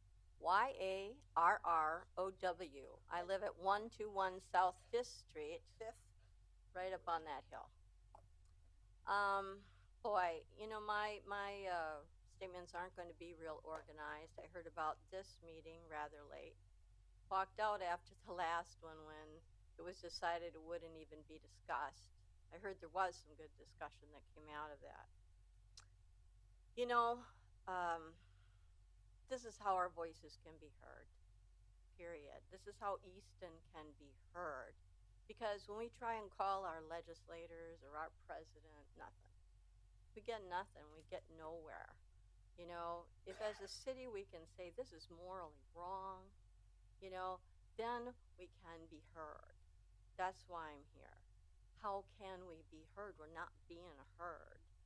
You know, I've been paying attention, not all the time, but since, you know, I'm born in '56, since the whole Israeli-Palestine thing started, you know, and if you read the history of what has happened, even in Wikipedia, whatever, which is not biased in favor of Palestine, but whatever, oh my God, what a history. I think most of you know that Israel has been eating away, occupy, taking Palestine for decades. We do nothing. They bomb them over and over again. The U.S. does nothing at all. We've seen that happen repeatedly. It doesn't stop. You said that there's a ceasefire.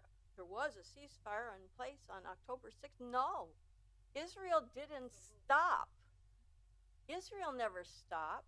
And I'll call them vigilantes, you know, a lot of the settlers. I mean, whoa, terrorists, you know, extremists.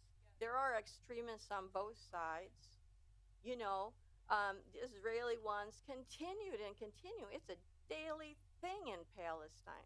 We have never really stood up for Palestine against what Israel's doing, even though you know that we've been funding Israel at the rate of at least $3.5 billion per year.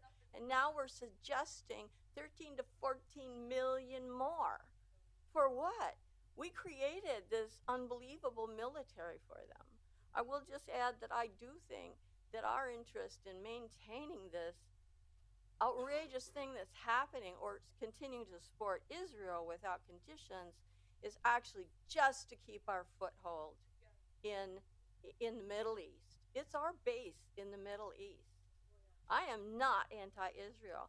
Hamas is not anti-Israel. If you read what's been going on, they walked that back in 2006. 2017, they walked it back. They're on record having walked that back. They see Israel of having a right to exist within the boundaries established, the boundaries that are recognized today for Israel. You know, but that hasn't been enough. What I've seen happening over the years, you know, I do liken and I do watch. It's hard to watch, you know, but I do liken it to what the Nazis did to the Jews. The Israelis have imprisoned, literally imprisoned the Palestinian people. They make them live worse than dogs. It is horrendous, and nobody sticks up with them. Is it a surprise they wind up relying on Hamas and Hezbollah? It's not a surprise. Who else? We're not there. We could. We've got all the money we're giving Israel. We could have conditions. You know, anyway, let's see. I did make a few notes. Yeah. Oh my God. Well, anyway, I guess I wish you knew the history and had watched it relentlessly. I haven't watched it relentlessly, but I've seen enough to know what's going on there. And it's so outrageous. It's so reprehensible. And we morally as a people have to stand up. And our politicians do. Our politicians on all levels cannot be more concerned about their funding sources, support for themselves, or and we don't need to have an argument about this, or what is it, or alienating the vote. I mean, we want our politicians to be moral, fundamentally, basically moral. And it's easy. If you guys know the history and what's been happening here, you know what is morally right in this situation. And Ma'am, your time is up. I asked Thank you you. to act purely morally.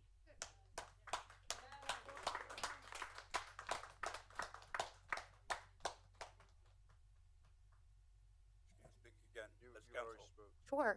You can't speak again unless. I just want to say that Mayor Panto, I do have to get back to Palmer since I'm not part of the community.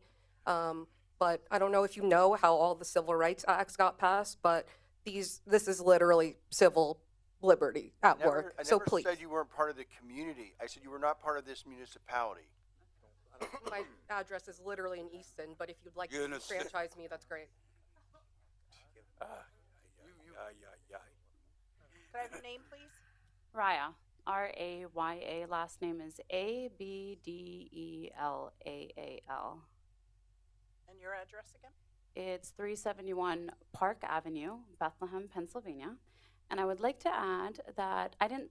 1 second till I Go set ahead. the alarm so you get your fair share. Thank you. No problem. Okay.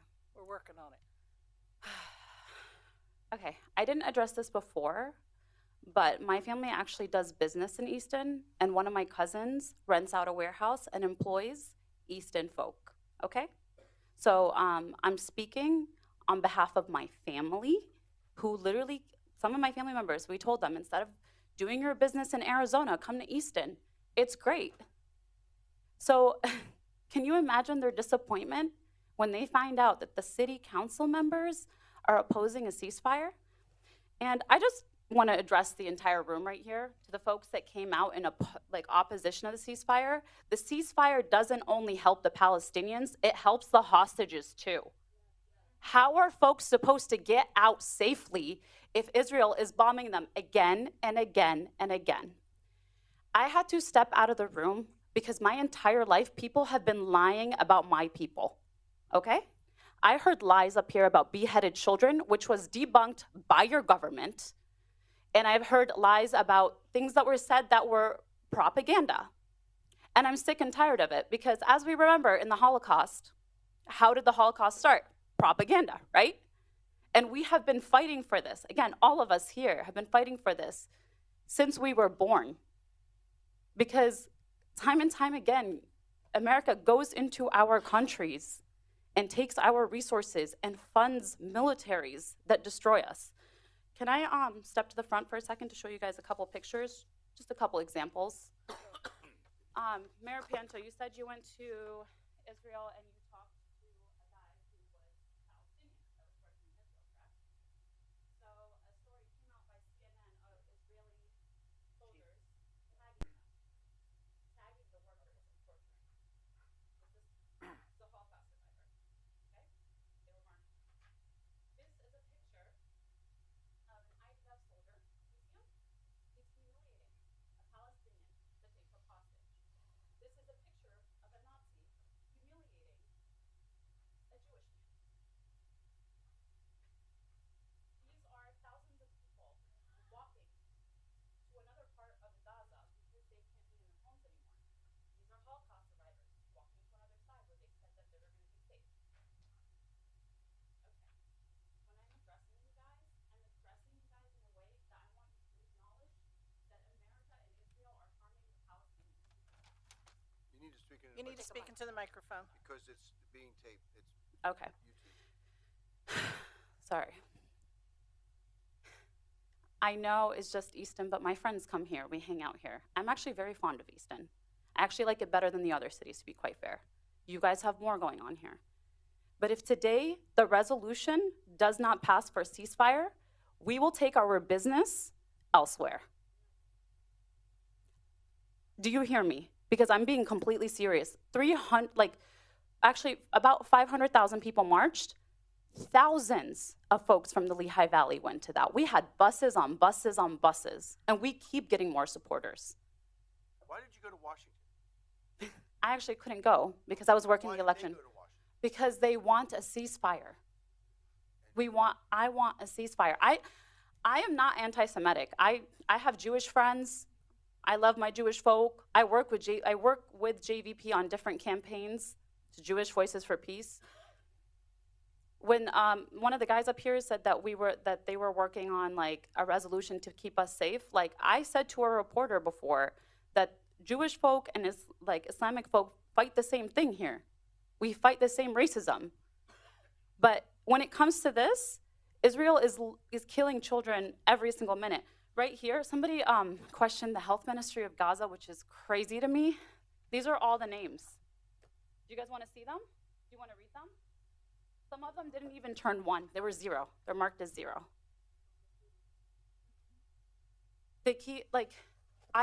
I've gone to Susan Wild. I've gone to my representatives. You don't think we're over there begging them? So when you guys set a good example of what leadership looks like, they will follow. But as long as everyone is a sheep and follows whatever propaganda is fed to you, you're going to continue to act like this.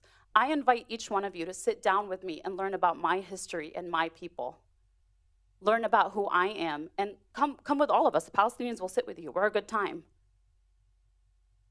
So I hope you take up that invitation, because I have stories on stories on stories, some of them good ones.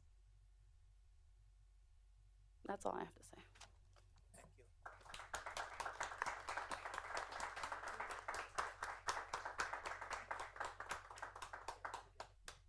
May I add just something that I forgot? No. I'm asking. No. Mayor Panto. It's up to the council. You have 5 minutes, ma'am. Time's over. There's so many who didn't get to speak yet.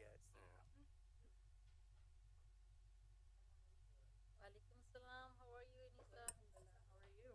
Alhamdulillah. Your name, please? Anissa Muqtadir, AN-NISA. Last name is Muqtadir. I live at 237 East Wilkes-Barre Street, Easton, PA 18042, right up the hill. Thank you. All right. Mr. Panto, once again, I am addressing you directly. Other council members and incumbent members, please take note. We have seen in the last 24 hours that Congresswoman Rashida Tlaib has been censored by her constituents, and it seems the same is happening here in a different format. At the previous meeting, you asked Councilwoman Sultana to make adjustments to the resolution and then gave your own resolution, Mr. Panto, content as an example of a better format.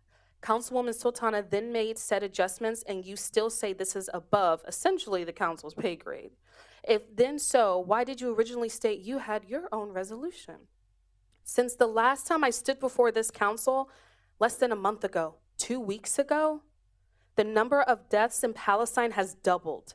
Violence has gotten worse in Gaza and in the West Bank. Mind you, the West Bank has no Hamas, since you seem so directly focused on Hamas. We have seen 2 complete blackouts and have information from those on the ground of the bombardment of bombs, attacks from the Israeli occupation forces, or what you like to call IDF.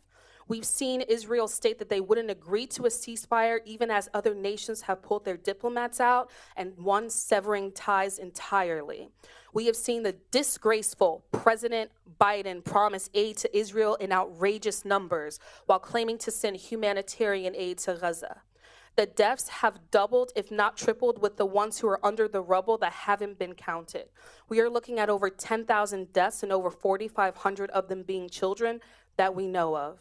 It is calculated, with including the deaths of men, women, and children, that the numbers are closer to 15,000 to 20,000 of Palestinians who have died during this genocide. Those who are still living have no clean water. And there are reports that people have begun to shave their heads because of infections and fear disease. Does that sound familiar? The same thing was done in the Holocaust.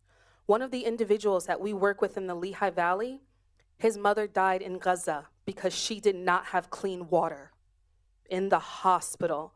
Something that you, myself, and every single person here takes advantage of is having clean water. So your excuse for not wanting to pass the resolution is destructive and in complete cowardice. If you believe that this was too much for the council to handle, you should have thought of that when you entered the settler state of Israel to visit the genocidal dictator that is Benjamin Netanyahu in 2012, when the occupation of Palestine was in its 64th year.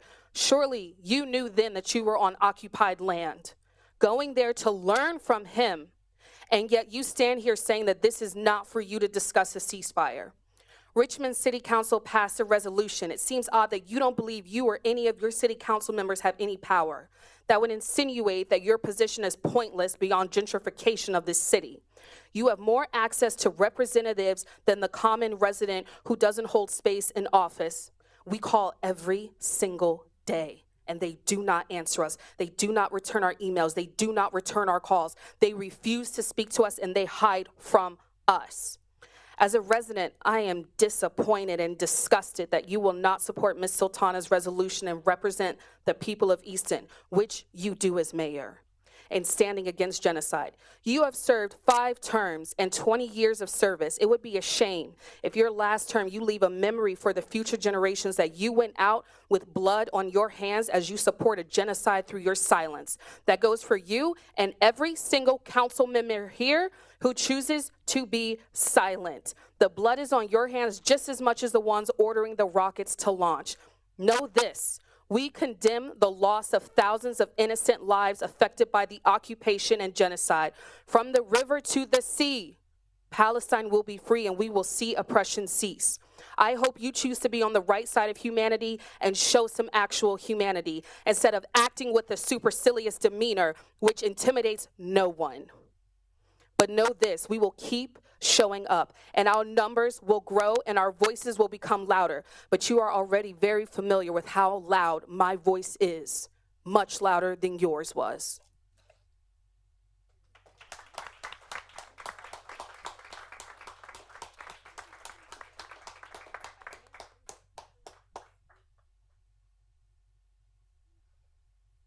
Also note that from the river to the sea is not a Hamas statement. So anyone who believes that, you are sorely mistaken and get your information incorrect.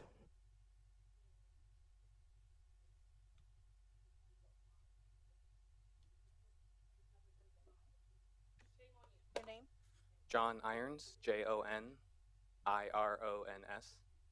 And your address, please?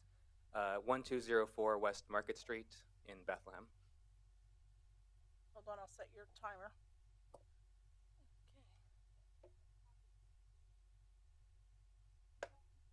Come on. Here you go. Thank you for the opportunity to speak, and I want to first address that one of the reasons I'm speaking today is because there are a lot of people who are unable to come and express their voice in a forum like this for a lot of reasons, one of which is that a lot of times folks will show up to meetings and then their elected officials will go down the line and say what they're going to do and how they're going to vote on a resolution before people get to speak about it and express their opinions.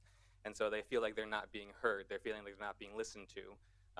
And like a lot of my brothers and sisters up here have said already, we are calling our federal representatives, we're calling our senators. I've called Susan Wild, I've called John Fetterman, I've called Bob Casey, and no one is listening to us.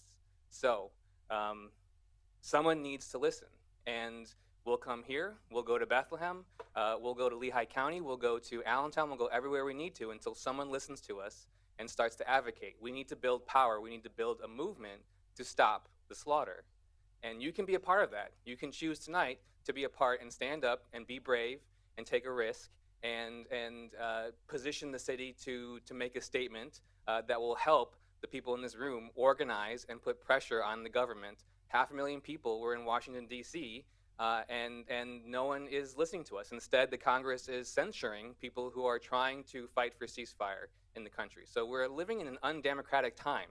And this is the last bastion of democracy that we have as our local government. Furthermore, Arab Americans, Palestinian Americans, Muslim Americans are underrepresented in the Lehigh Valley in local government. They are a huge part of the community. They're a significant part of your constituency, and they have the fortune of having Ms. Sultana on the board here on the council. And so that's one of the reasons why you have people from outside of the city coming, because we are working on a nationwide, an international movement to try to stop genocide, stop occupation, and stop something that we will all look back on in 50 years and wonder what we were doing at that time. I'm confident that I'm doing the right thing at this time, and I will look back at right now, and I will say, yes, I was on the right side of history. And I also want to tie this back to Easton, because I understand that You know, you might disagree that a city resolution has the ability to provide leverage for community activists to empower them to speak to elected officials and have a movement sort of grow from the ground up. I believe in ground up governing. I believe in ground up organizing. But I want to connect it here to Easton. So some of you may remember that in the 1960s, Lebanese town, a immigrant community, a Lebanese community, was raised. People were forcibly displaced, some of which were probably against their will, to make room for a luxury housing development that never happened. Mr. Panto, you were quoted in the morning call saying that that was a huge mistake. So the history of occupation, the history of displacement is very much an issue of the city of Easton. And you have an opportunity now to take accountability for some of those mistakes that were made by people in the past and move the city forward and start to amend some of that pain. The last thing that separates us or ties us back to the city of Easton is that none of us are free. Whether we live in Bethlehem, Lehigh County, Northampton County, Washington, D.C., none of us are free until Palestine is free.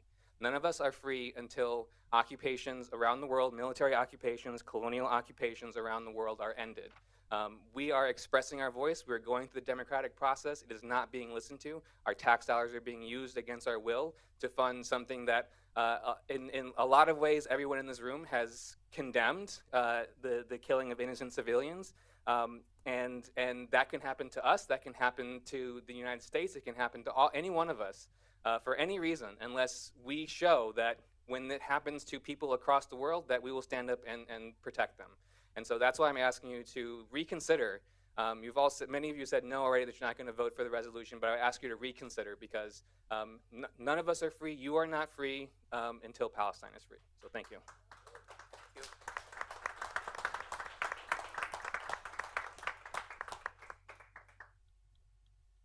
I was warned by the officer that you might not allow me. I just wanted to ask. No, we're going to others too. Sorry? We have told others too that once they come to the podium, they have their 5 minutes. That time is up. We just send someone away. So it wouldn't be fair for us to do that. 100%. I promise. Thank you so much. Thank you.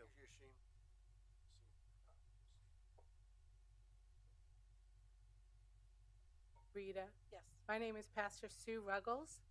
I live at 1160 West Lafayette Street in Easton. Gotcha.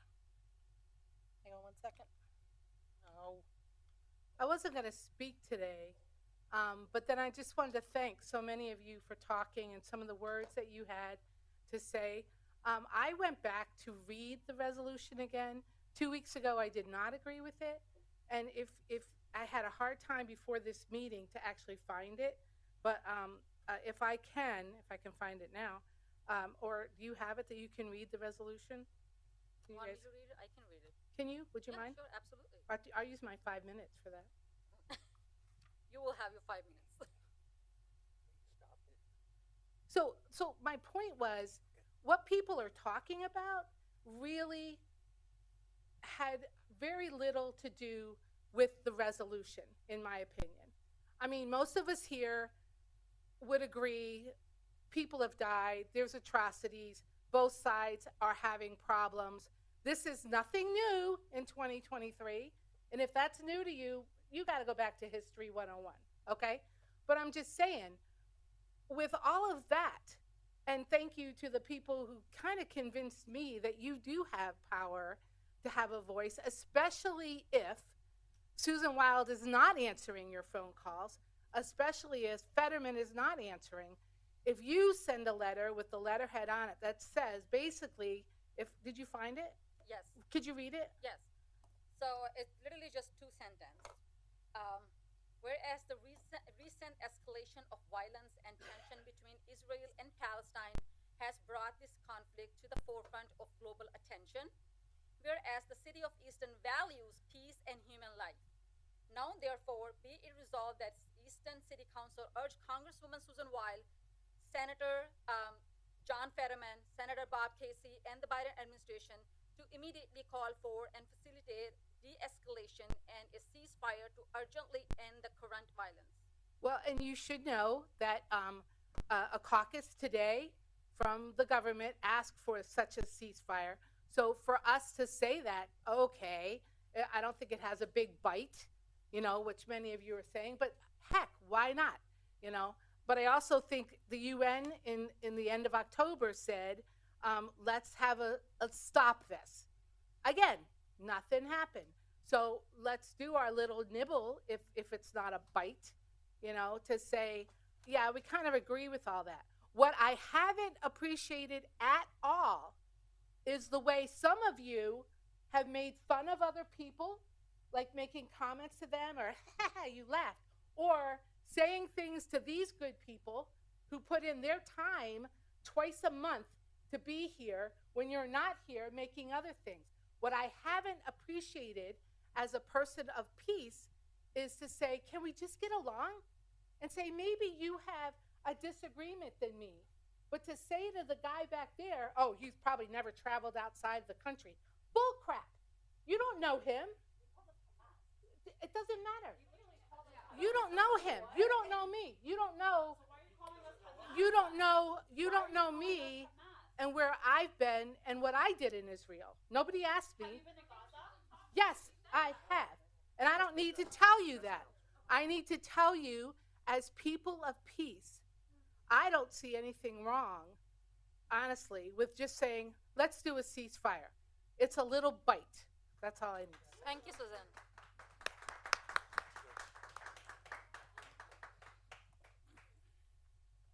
Is there anyone who hasn't spoken yet would like to speak on any topic that's on the agenda?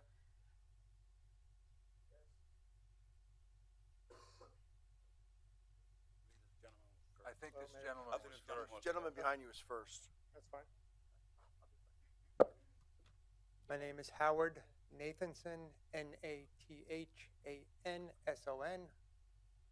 I live at 6 Cog Circle, Easton. 6 what? Cog, C-O-G, Circle, Easton, Palmer Township. Okay, hold on a minute. Mm-hmm. Go. Oh, this thing is crazy. All right, so I just want to start. Question to Mrs. Sultana. The resolution you read, is that the current resolution? This is the amended resolution. All right, so the resolution from October 23rd is no longer? No. Is that correct? Thank you. I just want to say I am a member of Congregation B'nai Shalom in Easton, PA. We, as a congregation, are very upset by everything going on in the Middle East. I know myself, members of our congregation, our community, are praying for peace every single day. We do not take joy in the death of anybody, even the death of our enemies. So I feel for you. I wish there was more. I wish we could live in peace. I personally support a two-state solution. I wish we would be peaceful. I am very, though, heartened that here in our local community that we work together. Together, Jews, Muslims, Christians, Catholics, Lutherans, Hindus. We really try to work together. So I appreciate all the efforts here together. I know that, in Judaism, we try and end every day better than when we woke up. We know we cannot heal everything in the world, but if we can do a little bit, that would be better. For all people coming here to represent the Palestinians, I would love to have conversations, just to get to know each other, to know that we strive for the same resolution. So that's really what I wanted to say, and I thank you for amending it, because I had issues with it was originally. I see no reason why we can't say, let's have a ceasefire. I agree that it's not the business of the city, and it's not something the council can amend, but if it's a simple, straightforward resolution, I would support that. That's all I wanted to say. Thank you. Thank you.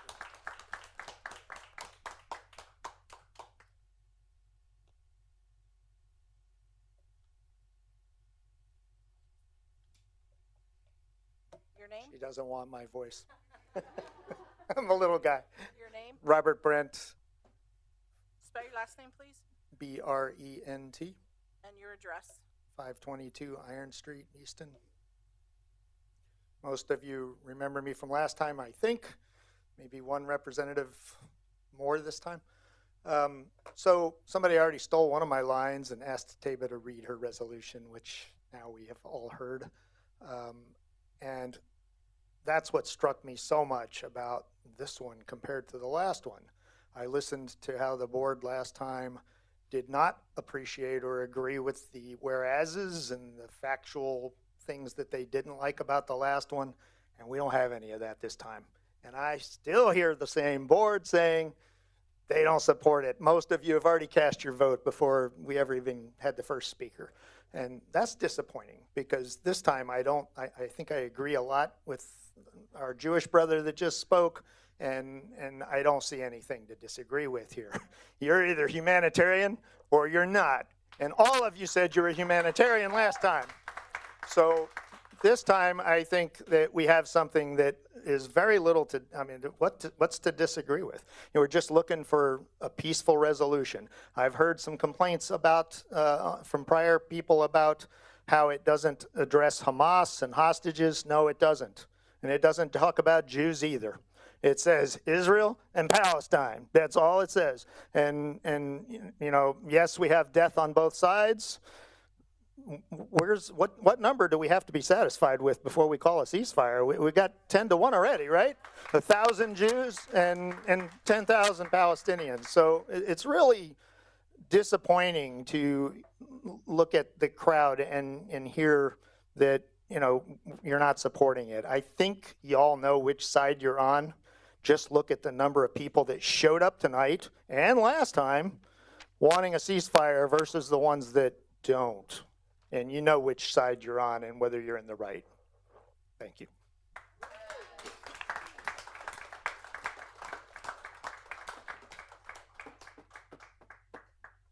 Anyone else? My name is Imam Yusuf Rios at spell that, 21 please. YUSUF, last name RIOS, And your address? 2100 Industrial Drive, Bethlehem, PA. I'm here as a religious leader, and I come and serve the Easton community periodically in the Easton Mosque. And one of the things that we went through is decades of war on the pretense that there was a nuclear threat in Iraq and other things, and we saw millions of people die. And we say this is not a local issue, but just a couple months ago, our government was arguing, saying that we didn't have any funds, and they were about to shut down. That was going to be something that impacted senior citizens in schools and people's jobs and so on and so forth. Then, out of the blue, we have $1 billion something for war.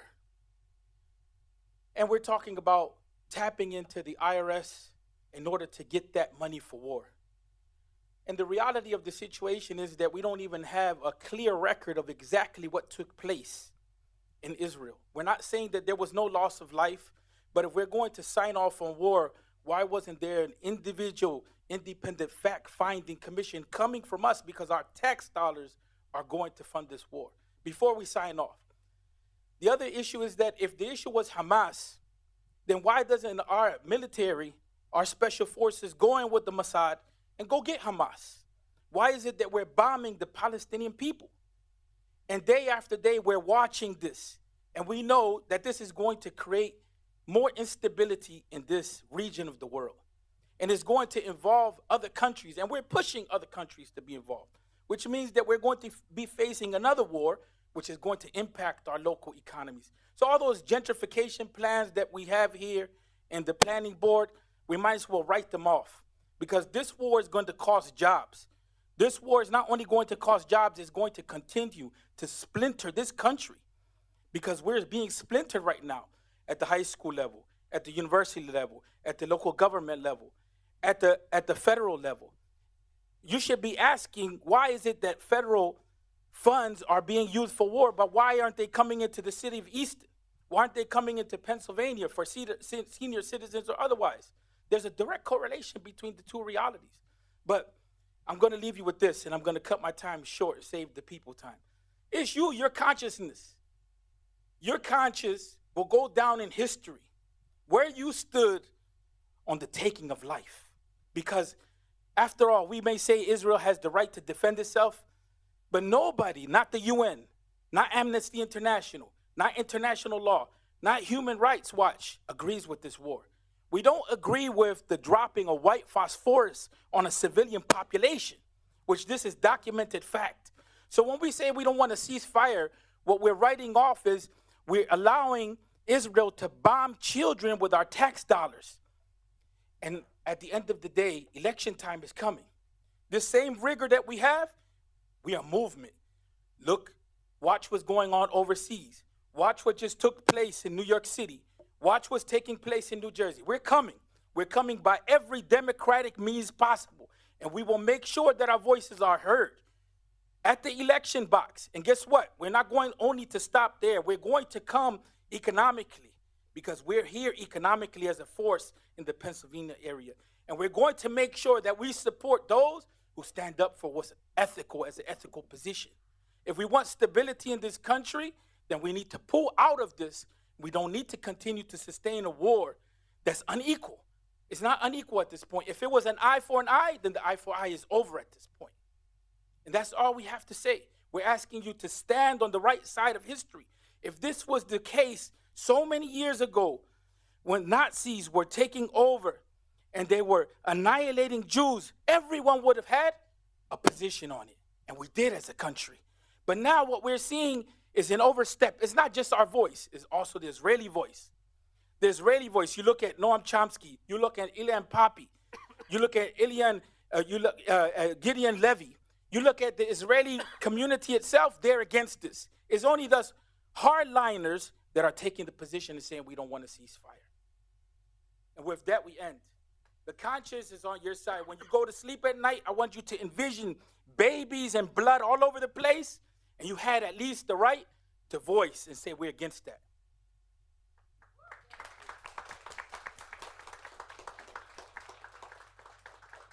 Hello, my name is Vicki Wax. I'm sorry, what? Vicki Wax, 702 North 22nd Street, Allentown, Pennsylvania. I'm here because I cannot believe what I'm listening to. First of all, I want to thank you for even thinking of this resolution, which has no place locally in our government. For Palestinians to be free, it means that Hamas has to be removed from the face of the earth. And the only way that's going to happen is if everybody that truly wants peace in the Middle East agrees that that has to happen.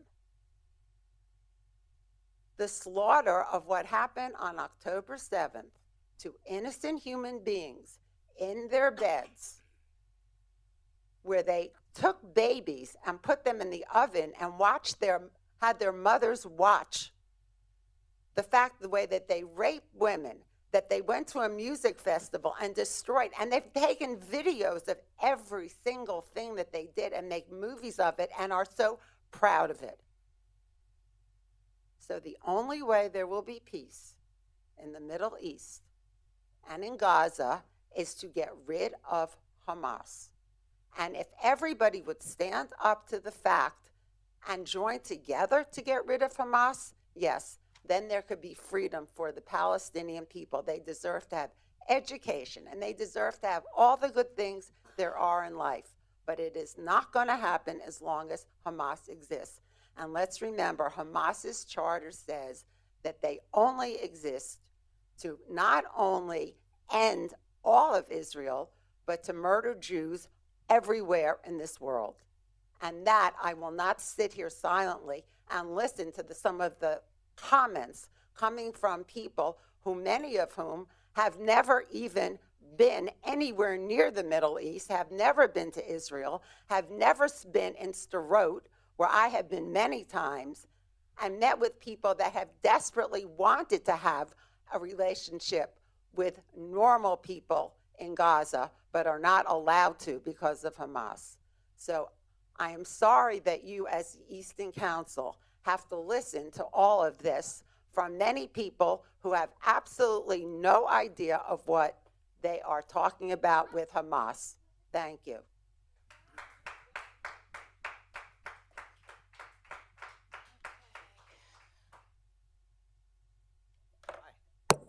My name is Nadeem Qayyum, 227 Vista Drive, Easton. You have to spell it, I'm sorry. Last name or first name? First.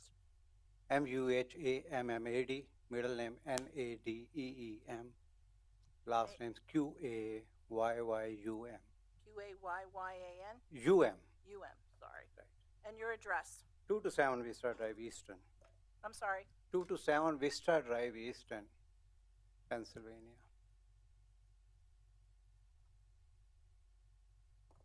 1 second. Right. I didn't want to speak, but now I am forced to speak. Killing of innocent people does not give to license to anybody to kill 10,547 people of Gaza. This number came from United States Secretary General in this Monday in Security Council meeting. Resolutions are not laws.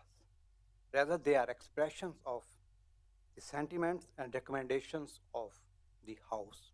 It can become the law, but it is not necessary that it will become the law. It's the sentiments of the people of community. I would like to say some facts. Amnesty International, Human Rights Watch, and the prominent Israeli human rights organizations, B'Tselem, labels Israel an apartheid regime for the first time in 2021. On January 4, 2023, Israeli opposition's leader, Yair Lapid, called the Netanyahu cabinet a gang of criminals. I agree with him, although he made this statement on a national level. But since 10,457 civilians are killed in Gaza in a revenge of innocent 1,300 Israeli peoples, I call it genocide. I don't know why United States supports Israel. There's nothing common between United States and Israel. United States has a liberal democracy with a written constitutions that guarantees equal rights to all citizens, where Israel has a religious Jewish state. Israel doesn't have their written constitutions too. They have a basic laws.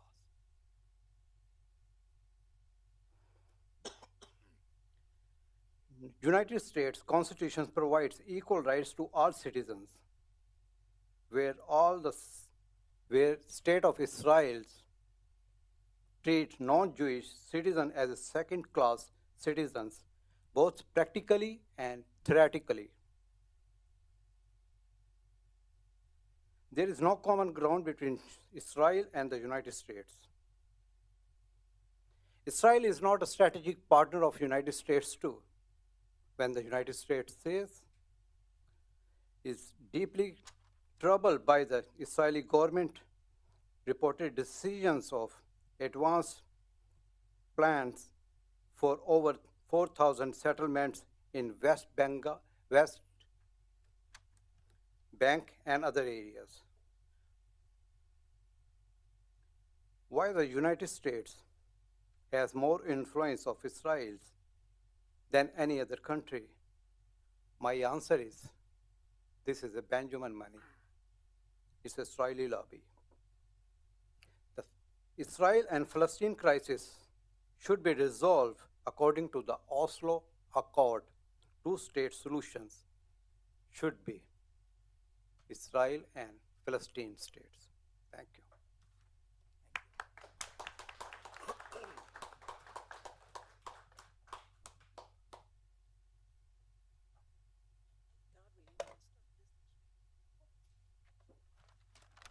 Hello. I'm Valerie Noonan, Could you spell it, please? Noonan. Noonan, and your last name?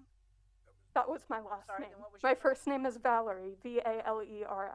And your address? 2050 Westgate Drive in Bethlehem. Noonan, Noonan.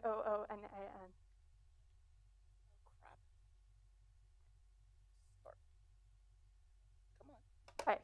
So, like a few other people, I didn't originally come here intending to speak. I really came here to observe and to offer solidarity to the Palestine and to the people speaking out for Palestine. But after having heard all of this discussion, I felt the need to come up here. As I stated, my address is in Bethlehem. I did work in Easton for several years, and I'm still in Easton every single week for a specific reason, which is that I'm a member of a group called Lehigh Valley Food Not Bombs. And it is very simple, food not bombs. So when this group, which has many, many chapters around the world, was founded back in the 80s, it was based on the question, why do we have money for bombs? Why do we have money for war and not to feed people and to take care of people? And so these people who started this organization, which spawned many independent chapters, started to feed their neighbors. They started to show up to protests and feed people. They started to show up just in their communities to feed people. And that's what we do. We show up and we feed people. And I come to the Easton Farmers Market every single week. And I pick up donations and I talk to the farmers here. We love them. They're great. We rescue discarded produce. We work with churches and nonprofits, different organizations across the valley to really get food where it's needed. And that may seem quite unrelated, I suppose, but I don't think it is. I think that any change has to come up from the grassroots level, and that's why I do what I do. And I think that the people of Palestine benefit even from something like this, as strange as it may seem, even if this resolution doesn't pass, which I suspect it will not, unfortunately. Because Israel has a PR problem. That's why they hate people talking about it. They stand so fervently against the BDS movement and the boycott, divestment, and sanctions movement because they are impacted. They are a small nation. They cannot withstand boycott, divestment, and sanctions. And so, with recent events, the public has become more aware than ever about what is going on in Palestine. And so, by simply applying pressure at the local level, at every level that we can manage, use every avenue, then maybe, just maybe, we can pressure the US government to actually withdraw their support. It sounds crazy, but it could happen. And even if it doesn't, I want to bear witness to this. I want to bear witness to what's actually happening. I want people to know that even if we can't do anything, that we are able to stand and we're able to see what is right and wrong. And by passing this resolution, we would have a statement saying, we know what is right and wrong. We urged the people who could do anything to do something. And while we were here, we talked to our neighbors, we fed our neighbors, we took care of each other, and we did what we could to stand in solidarity with all our brothers and sisters around the world, no matter what kind of situation they're in, or whether we really had any power to do something directly or not. As you can hear, my voice is shaking a bit. I'm not that great a speaker. I didn't plan anything. but that is how I sincerely feel. And I'm really grateful to everyone who came out here and spoke on behalf of the resolution, and to Mrs. Sultana for bringing it to the floor. I see I only have a few seconds left anyway, so really thank you, and I hope that you'll listen to this at least a little bit. You are great, by the way.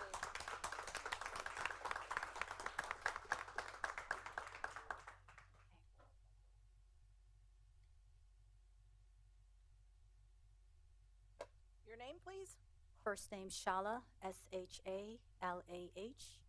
Last name? Last name Ramadan, Ramadan. I only buy one vowel, A. Ramandan. Yes. Okay, and your address? It is 1135 Tapler Drive in Copley, Pennsylvania. Spell the name of your street? T-A-P as in Peter, L-E-R. Copley.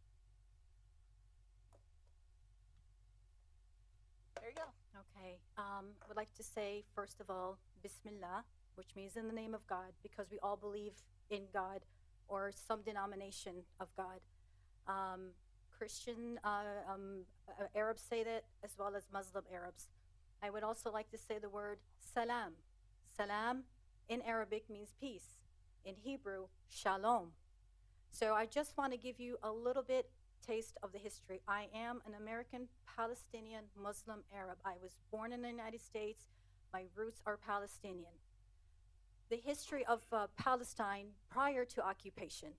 And I'm not going to go into detail. I will be jumping around because there are so many facts. There are so many news outlets. There are so many true facts that you can see that's regarding this issue.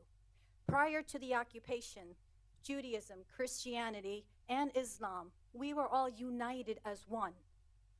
I call myself and my fellow Jewish Palestinians and Christian Palestinians, we are the defenders of the Holy Land. We want to keep that unity. The issue with the occupation, yes, it's an issue that started 75 years ago. And hopefully one day it won't be an issue. Today, we are not here to discuss why it all started, even though you need to know why it all started. Today, here, we are addressing the ceasefire, because the ceasefire is about innocent lives. Many people have described it, and I even described it as a domestic abuse situation. For the occupation for 75 years, they have been brutally taken away their rights, restricted of movement. Just so many restrictions of human rights, on and on, for year after year, and it gets tighter and tighter. And every time the Palestinian civilians, I'm not talking about the politics, the Palestinian civilians just need to breathe, they get choked a little tighter. We are here today to ask you to please look inside the kindness of your heart. If it was a battered woman suffering at the hands of her abuser, you would say, stop. You may not solve the issue. They might need therapy. And it could be a long time before issues are solved. But today, I'm asking all of you to think about the innocent civilians on both sides. You have a civil war going on in the state of Israel because some of the civilians, some of the Israelis have seen the death tolls, have seen the unfair treatment within their own area. They are against the death of innocent lives. And all we're asking you to do is pass a resolution because, yes, your voices matter. Your voices will stand for humanity. Each one of you, in your heart, you say that you don't want children being killed, but yet a simple agreement to speak up so others around you can speak up too. We're not asking to solve this whole issue. We wish it would end tomorrow, but we all know reality that it will not end tomorrow. But what can end by tomorrow is a ceasefire so they can get humanitarian aid, food. You say things are coming into Gaza, the humanitarian aid. They're being bombed as they come in. You say that they've been offered a ceasefire, the other side, and they declined. That's not factual. You need to look at the facts. And like my brother said, yes, there should have been a fact check for everything that went on, whatever. All of it is propaganda. I tell you this, we need a ceasefire. We need a time for people to take a step back and see what's going on. I may be a future business person here in Easton, and I was just talking about it with someone here in this room. I would like to see Easton be the start, be the leader, and taking the initiative. Other municipalities have signed off on a ceasefire. We're not asking you to end the war. We're asking you to please just sign the resolution for a ceasefire. Our voices are going to be amplified through your voices. Your voices will be heard up higher in the chain. Thank you.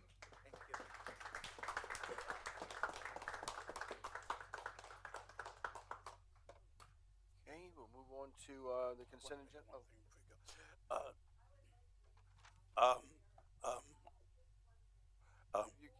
You can't make it from your seat, ma'am. You have to because go. It's being recorded for people watching it at home.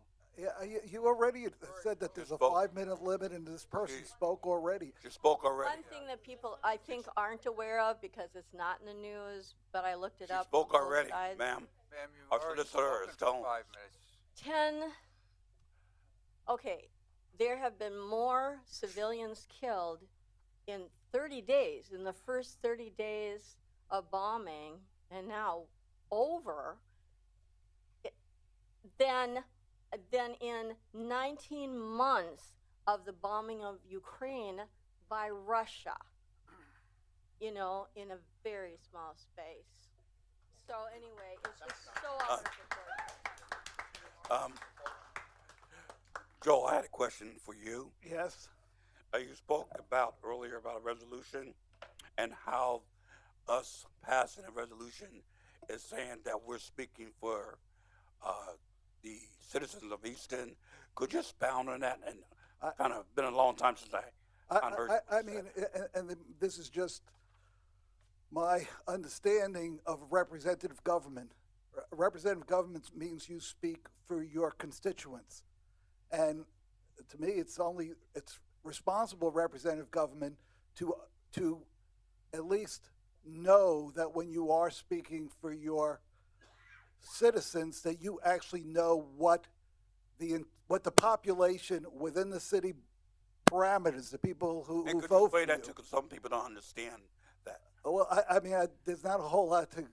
I don't think there's a whole lot more to explain. You have constituents; those are the people who are allowed to vote for you, and the children, people who are too young, that's their parents, and you would have to have a full. I think you'd have to have a full comprehension of what people who are not in this room believe on these particular issues. If you get, I think it's still a two-tier approach here.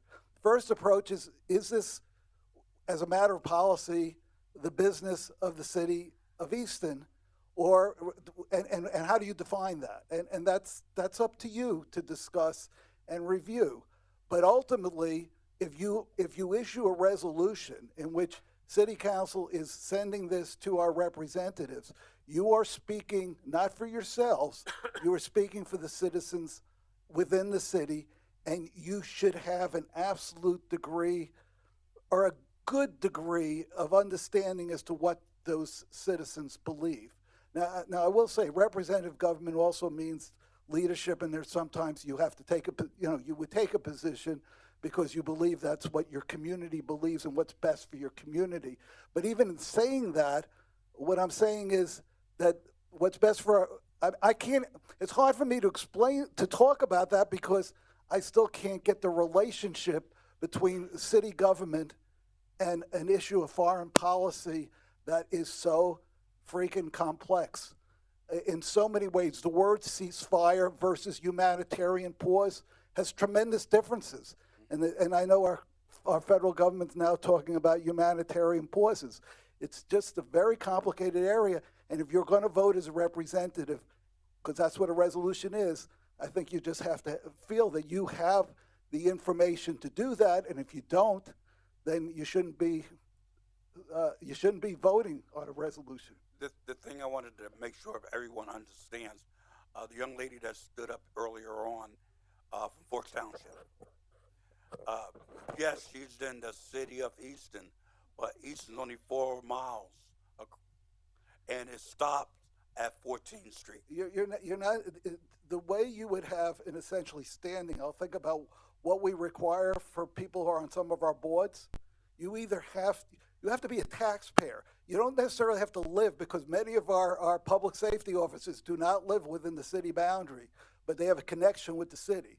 So when you had a person who spoke 2 weeks ago, who has property within the city of Easton, he is essentially has a direct interest within the city in that sense to speak. But the people you represent really is not the Lehigh Valley. You represent the citizens within our boundaries. So Congress recently passed a resolution calling for Islamophobia worldwide. Excuse me? Congress passed a resolution calling for Islamophobia. Calling for it? I'm sorry, I don't understand. Calling for Islamophobia. It's a resolution which was passed to combat the, Islamophobia worldwide, not just United States. Congress also passed another resolution for human rights in China. Chinese doesn't pay taxes here. So it's a resolution. I don't think, this conversation. The federal government deals with the global, the world. It's a totally different focus. When you vote for representatives, when you vote for Congress people or senators, you're voting for people who are going to speak on issues that deal with the United States, and what the United States is, its relationship with other people, and it's just a totally different concept within your own framework. If it's up to council, if you want to broaden your definition of what you do, you can do it. I just don't want to put on the other hat. I as a citizen, I don't want you to be doing anything but telling me whether you should buy this fire truck for $1,200,000. I want to say a couple of things. I am not as versed as I'd like to be to combat some of what I know to be misrepresentation of the facts. People spoke, and I didn't speak, but there were some things that were said that just weren't true. That at least I know of that weren't true. Can I, before we go off too far, is the citizens' right to be heard on agenda items only closed? Because otherwise, when you start talking, we're going to continue. Okay, thank you. I moved on to consent agenda, and Mr. Brown needed to speak first. I have the reason why I'm against this resolution. I think people made a lot of good points and may have almost convinced me, but I'm still very upset that there's nothing that is against Hamas. I'm very upset that it's on our agenda because it has nothing to do with civil, any rights of any residents in the city of Easton. I'm also upset that it doesn't mention anything about Ukraine or any of the other 26 atrocities that are taking place throughout the world. I'm upset that it's divisive in our community. We're going into a holiday season, which is all the major religions have a holiday, and we have always taken a position since I've been mayor that whoever wants to put a religious, have a religious service in the circle can do it. I am very concerned that the amount of tension that's being created by this resolution has brought strife into our city, and that divisiveness may expand to something more than just rhetoric of coming up to the podium. Our job, I see, is public safety. And I see us allowing, every time this is on the agenda, allows the community to become more divisive. And that's scary to me because I don't want anyone getting hurt on my watch. I went up to I had to speak to a class at Lafayette College last week. And a professor that I know stopped me to tell me that some of his Palestinian and Jewish students were scared to death to walk out on campus by themselves because they've been threatened. That is scary to me. And I think this kind of anger and emotion at our meetings spills out into the community as a whole. And I just don't think that it has any business on our agenda. I don't think it. I think those 500,000 people that were in Washington, that's where they belong. They needed to go to Washington because I have no impact on that. Your time is up. I'm sorry. I would also, before I would, it still says, whereas the city of Easton values peace and human life, and I certainly wish all of our residents do, but with the amount of gun shooting and violence, I know that some people don't value life, human life. So it should say the city council, again, where you're making these broad statements if it was passed. And I will not vote for any ceasefire unless every single hostage is released.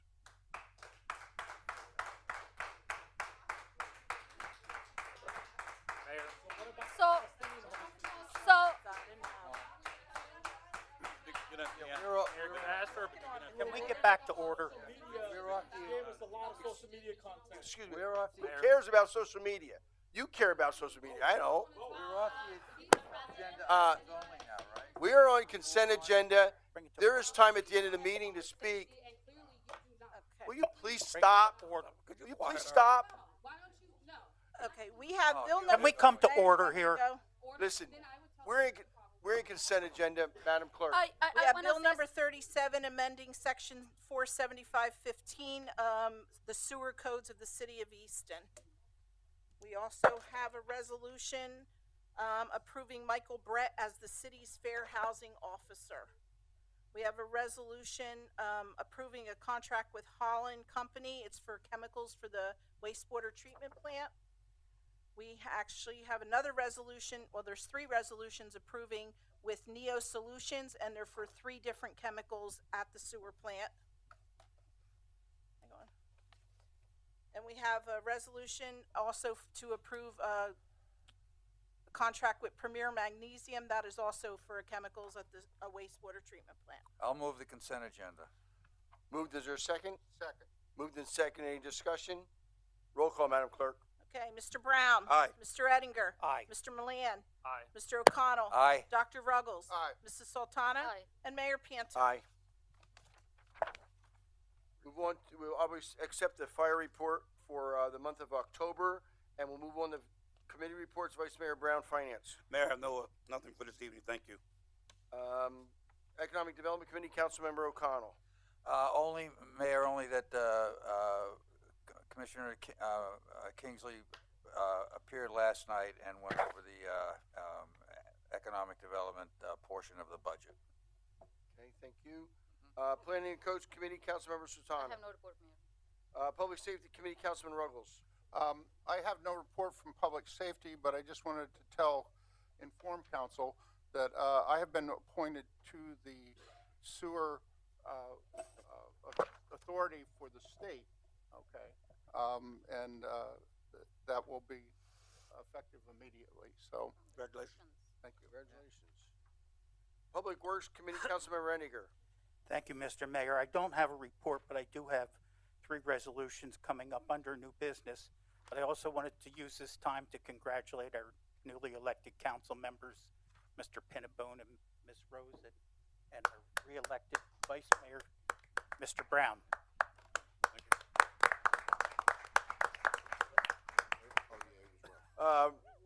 Administration Committee, Councilmember Milan. I have no report, Mayor. Report of Solicitor, Mr. Shear. I have no report. And my report, a number of people saw me get dizzy and fall at the Halloween parade twice. I want to thank everybody for their calls and their concern. I want you to know that I went to the doctors, which actually surprised my wife and me, because I normally wouldn't do that. But I went to the doctor and I had a CAT scan of my head. They did find a brain, and we didn't know how smart it is, but we did find a brain, and everything's okay. I checked out, went to my cardiologist, went to my primary care doctor, so that was fine. I fell on Northampton Street in front of everybody, and I also fell on the stage. Also, Bacon Fest was a huge success this past weekend. We had parking more than covered our overtime. We collected $35,970 in parking at the garages, and I want to remind I don't know if anybody knows this, but on city council, but I want to invite you to the bridge dedication tomorrow night at 4:30 with the lighting of the bridge by Larry Holmes at 5 o'clock. The bridge has a multi-million-dollar lighting. The good news is it cannot light the half a bridge garnet and gray. It can use red and white, but the garnet and gray doesn't show up. So they were planning on doing the Thanksgiving Day game, half black, red and white, and half garnet and gray. The garnet and gray doesn't show up. So I told them to make it all red and white. Randy got And garment they flag. didn't go along with that. They didn't go over well. Hope the garnet- Also, when I presented my budget, I also presented a number of topics that will be discussed about parking, and the P word in downtown takes up a lot of our time. Our parking summit will be held on Monday at 1:30. I would also like to invite Councilmember Ruggles and Councilmember O'Connell, who were at the original one. They want to show up on Monday. If they can show up on Monday at 1:30, I can't have any more than 2 there because I'm on council. 4 would make it a public meeting. We will make a recommendation to the business community and residential community downtown, and then they will make a recommendation to city council. We'll be looking at a number of issues concerning parking in the neighborhoods and in the downtown central business district. That's the end of my report, Mr. Campos. Just a couple quick items, Mayor and Council. Number one is we just are getting to wrap up our testing for police officer positions. And I do want to know, just quickly because I think it's important, we have right now about 26 candidates, and which is normally, this is a trend that's going, unfortunately, downward, not upward. But we still have 26 candidates for 2 to 3 positions. The second thing is with regards to that, this is probably one of the most diverse groups that we've ever had. We have women. We do have a female that's made it to the top of the list. Now, the one thing I do want to say, and as you all know, with civil service, you get more points for military, etc. But this is one hurdle. The second hurdle is that this is a stat that we've seen. For every 7 individuals that are qualified, 1 makes actually the background check. So and at 27, that's a tough number. I mean, we're right on the edge. So it's 1 for 7, and we have 26. So you have about 3.54 potentially that are going to qualify, and that's just going on historical stuff. Another item, 2 more things, is that I think it's tomorrow, the 9th, you're going to be seeing a gateway sign that's going to go up, welcoming individuals into the West Ward. It's going up right by the firehouse. The footers were in, and it's going to span over Northampton Street, so you'll be able to see that. If you recall, that was a grant that we received. And then the last thing is, Mayor, I do want to... It's the Choice Neighborhoods Grant, which can only be used in the West Ward. That's right. That's right. And then the last thing, Mayor, just to expand a little bit about Bacon Fest, we had a total estimated attendance of about 83,000 or so. The hard numbers that I have right now for attendance on Saturday, and we're still putting the Sunday numbers together, is 40,900 attended visitors. Attendance came in on Saturday. 13.4% were from the Easton area. 67.7% attendees were from Pennsylvania, outside of Easton. And when I say Easton area, I meant 18042, so it was Easton proper. 67% were from PA. 23.9% were from New Jersey. And then you had some outside of PA, New Jersey. You did have New York, Washington, D.C., and some from Massachusetts. This is coming off of a software that the city purchased that's used in our economic development department, and we're running these numbers after every event. It uses cell phone data, et cetera. It's a national company that municipalities and other organizations use to calculate attendance. And I think that's it, Mayor, for my. Thank you, Mr. report. Campos. There's no correspondence, no unfinished business. The only correspondence, I'm sorry, is the correspondence we received that Mr. Brown already read. We'll go right into new business, Madam Clerk. Okay, we have a resolution being introduced by Dr. Ruggles, approving the purchase of a 2027 pumper fire truck. So move. Second. I'm laughing at 27, I'm sorry. Yeah, moved But in it's second. right. Mr. Campos, are we getting any of the options? Because the resolution does not include any of the options. It only includes the $1.139 million. I don't have There's an option here that says, well, we're not ordering 2 trucks, so that option. Right, I was going to say the proposal was submitted. And that's, okay, they're all deductions if we pay it ahead of time. I can remember when we bought pumpers for $350,000. The most recent pumper we bought was bought by Lafayette College. That was, I think, $650. Yeah. And now they're up to $1.1 million. And just so council knows, you are actually going to be committing future mayor and future council members to this number because we were told it's a 4-year delivery. So 4-year delivery. Go ahead and call the question. Mr. Ettinger. Aye. Mr. Milan. Aye. Mr. O'Connell. Aye. Dr. Ruggles. Aye. Mrs. Sultana. Aye. Mayor Pianto. Aye. And Mr. Brown. Aye.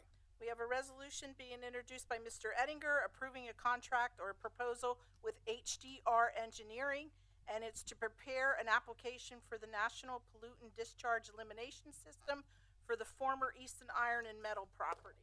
So moved. Second. Moved in second discussion. Roll call. Mr. Milan. Aye. Mr. O'Connell. Aye. Dr. Ruggles. Aye. Mrs. Sultana. Aye. Mayor Pianto. Aye. Mr. Brown. Aye. And Mr. Ettinger. Aye. We have a resolution also being introduced by Mr. Ettinger approving an agreement between the City of Easton and Barry Issett and Associates, which would provide design services and a survey for the Nesquehoning Park Cemetery. So moved. Second. Moved in second discussion. Just want to let fellow council members know that Mr. Brown is doing a great job on that committee. That's the committee we found that one of our pocket parks actually had some African American adults and children, but there were some graves that were found with using subsurface radar, and they're going to come up with a design for the park to memorialize the people that are buried there. Roll call. Mr. O'Connell. Aye. Dr. Ruggles. Aye. Mrs. Sultana. Aye. Mayor Pianto. Aye. Mr. Brown. Aye. Mr. Ettinger. Aye. And Mr. Milan. Aye. Okay, we have a resolution also being introduced by Mr. Ettinger approving an agreement between the City of Easton and Chester Valley Engineers, and it's for the design of park improvements at Centennial Park. So moved. Second. Moved in second. Any discussion? Roll call. We're hoping to get. Go ahead. Roll call. I'm sorry, Dr. Ruggles. Aye. Mrs. Sultana. Aye. Mayor Pianto. Aye. Mr. Brown. Aye. Mr. Ettinger. Aye. Mr. Milan. Aye. And Mr. O'Connell. Aye. And we have a resolution being introduced by Mrs. Sultana, urging Congresswoman Susan Wild, Senator John Fetterman, Senator Bob Casey, and the Biden administration to immediately call for and facilitate, de-escalation and a ceasefire. So moved.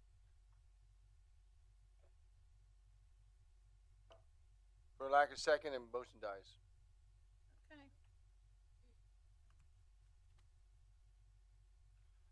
Moving on to public comment now on any matter. Mr. Rabbits.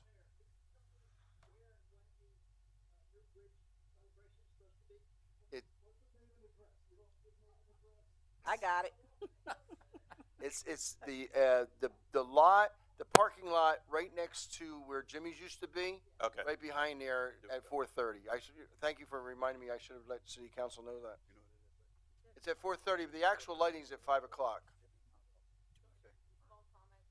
It's nothing significant. You guys already covered everything. I think the only thing I'd like to add is our anger.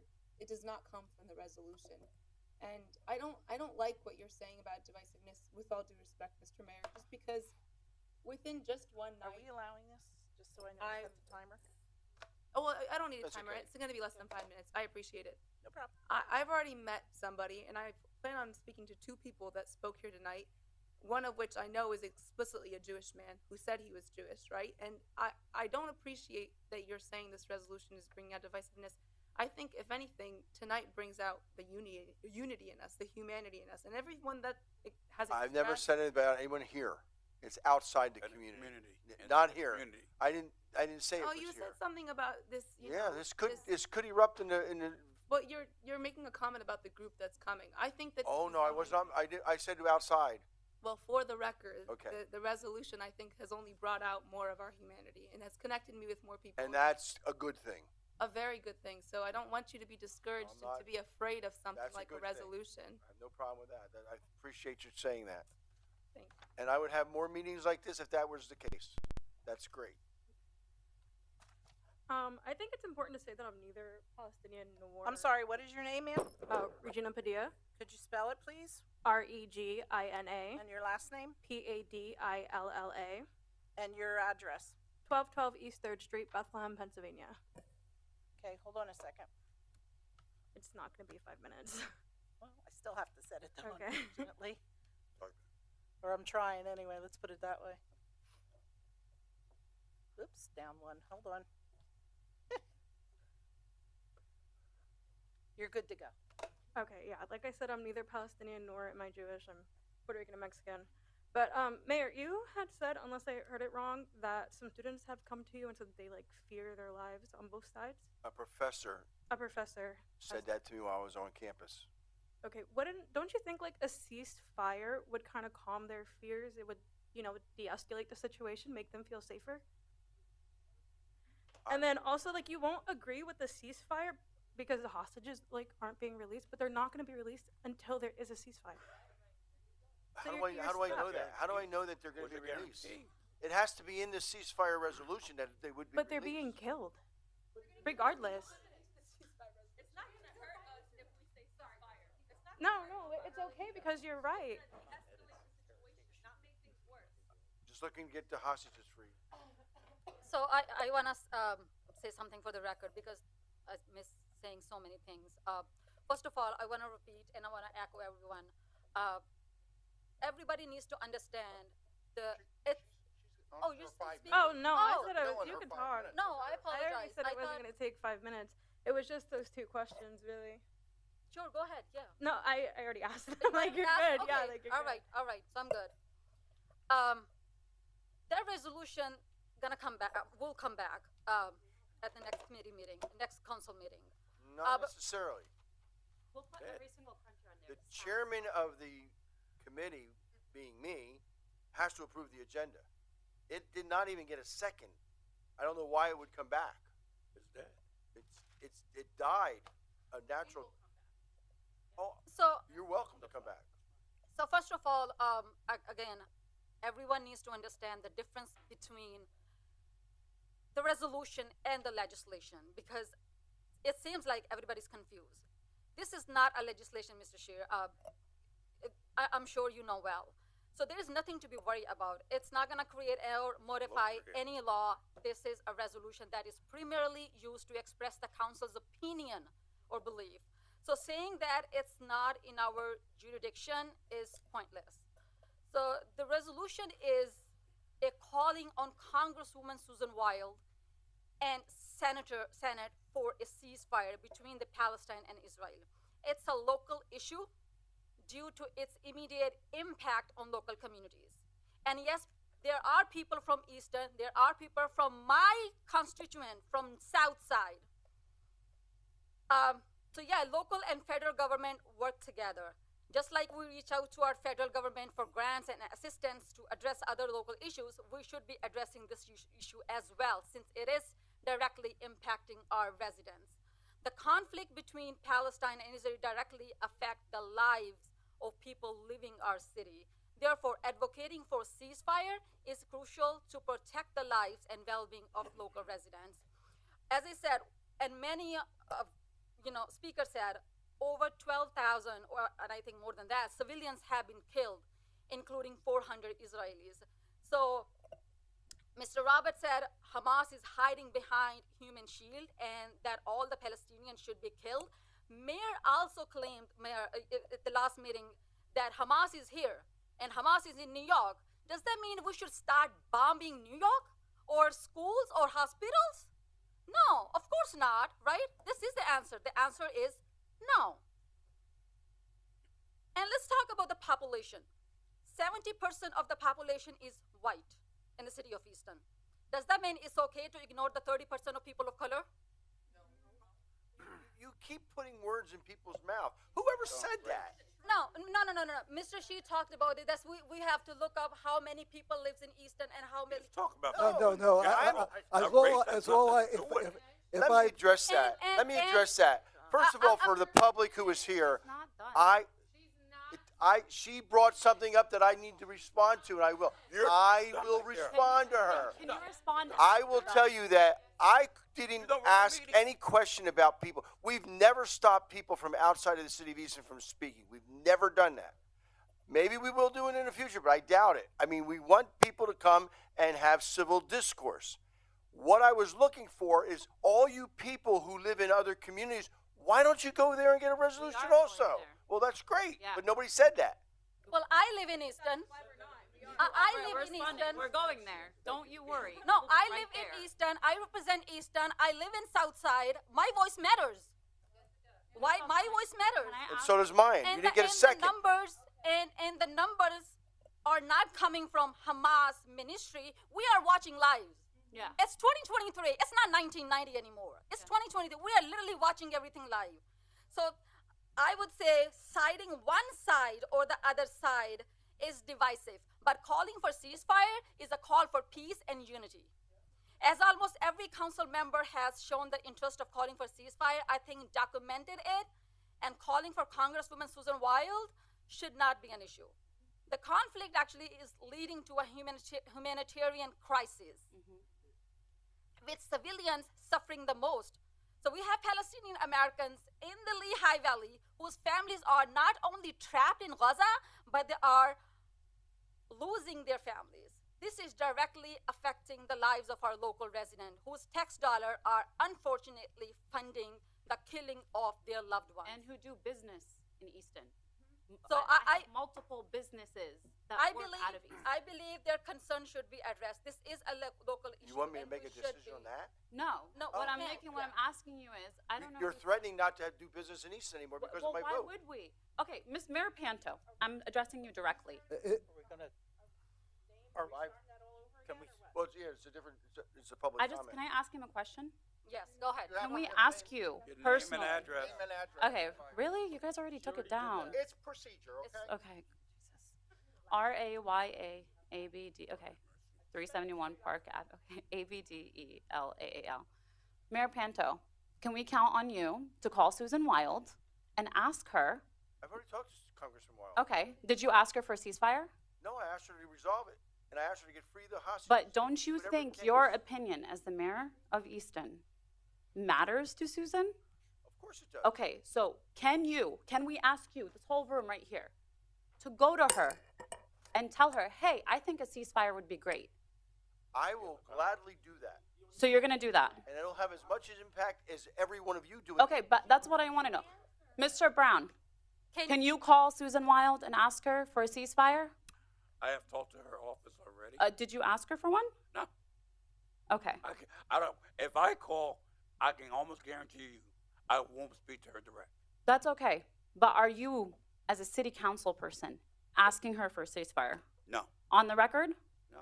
Okay, on the record. So we remember this. Everybody remembers this? So when we're door knocking, when he's up for, okay. Thank you. I can't read your plaque. I think ma'am, I appreciate the fact. We're not here to be interrogated. I appreciate the fact. You have a right to speak, but you're not going to interrogate. That you come I'm not to the podium. You are. I'm asking No, a question. she's not asking a question. Mr. Panto said that And he would. Why can't you? I'm answering your question. It's my turn. Go ahead. Well, you can come with the attitude, because I have one too. Oh, go ahead. I suppress mine. Oh. Yeah. Sir, I'm not talking to you. I'm talking to her. You've been talking all night. Out of place. Now, what I was going to say to you is that I appreciate the fact you come to the podium and you speak publicly. And meanwhile, we have to sit here and be quiet. Now, I'm saying to you that I have just as much power as you do by calling her office. Will I talk to her personally? Probably not. Probably not. But I tell you what, there's not one of us sitting up here this evening don't have the heart for these children and these people are losing lives. But this has nothing to do with, it has nothing to do with the business of Easton. And the fact that that's a federal level rather, not a local level. And you're missing it. I'm you asking come here you and spread all this other stuff. person to person, are you going to I've given you my support answer. the ceasefire? I will call. Okay. Do you support the ceasefire? As a person, I'm asking you, person to person, right here, as a Palestinian. I'll call as a person to find out if there's a peaceful resolution. Thank you. But a peaceful resolution is the ceasefire, technically. That's, well, because on the ground they have said they will. Fair to everybody. Okay, fair to everybody is a ceasefire so we can discuss the release of the hostages. How are people supposed to discuss the release of the hostages when they're getting bombed? Like, just put two and two together. That's all. Critical thinking skills are a thing. Exactly. Do you support a ceasefire? I'm not going to answer your question. I'm not here to be interrogated. Nobody is interrogating you. I'm not going to answer your question. And you guys have had plenty to say, by the way, and you've said a lot. Ma'am, you have more than enough. You could have wrote a book. Oh, okay, so write a book.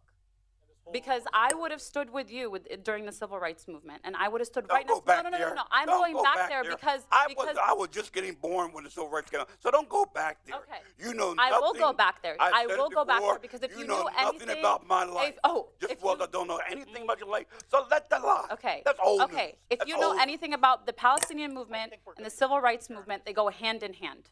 Do they? Anything, you want to speak on it? She has plenty to I don't need her to tell. I don't need her to speak on it. I have family You could probably restart the clock now. I have family members who were born into slavery. My father, born in 1939, and my call the question. This lady should be. Anissa Muqtadir, ANISA MUQTADIR. Address 237 East Wilkes-Barre Street, Easton, PA 18042. Thank you. All right, so here we go. My father was born in 1939. My mother was born in 1949. My father went through the civil rights movement, marched through it, stood up, and was an advocate. My father also was a staunch and very particular in his household to know that we do not by any means support the settler state of Israel, because he said, and I quote from his teachings, the Palestinians, and he said this recently as well, he said it to me when it was 50 years of occupation, he's saying it now at 75 years. They have gone through similarly what we fought over 400 years to get where we are now. We stand with them because the plight is the same. So while you question her, I have told her directly how it is similar. She is my ally, and I give her full permission to bring it up because they are similar. The people that marched through the civil rights movement that didn't live to see the rights that we got today, so you can sit there and I can stand here and talk, also spoke against the illegal state of Israel. Nelson Mandela, Malcolm X, Angela Davis, all of the people, two of which whom have died, have not been able to see the change. So she makes an excellent and perfect and accurate point. I would also like to address that while you say you sit here silently and you feel interrogated, you in the last meeting and in this meeting, because we are out of order, have been more than out of order with your tones, with your disrespect to the people that voted you in. And we've seen you on your cell phones. We've seen you smirking. We've seen you looking away. Don't think that we don't notice, and don't think we don't think about this when we go door knocking when the next election cycle comes up. That goes for whoever you endorse as well. Because if you're endorsing someone and they sit staunchly with you, then we know who not to go for. So keep smirking, keep laughing, keep looking at your phones. And yes, when Miss Sultana brings this resolution back, and she will, whether it's in 2 weeks or 2 months or 2 years, we will still be here. And for public safety, note this, my parents have to go out early in the morning to go shopping because they are fearful of what could happen, because they've seen the Islamophobia happen from where we are originally from. They both walk with disabilities. They both go through a lot, and they are trying to be safe in the city that my mother was raised in and her entire family was raised in. So you're talking about public safety?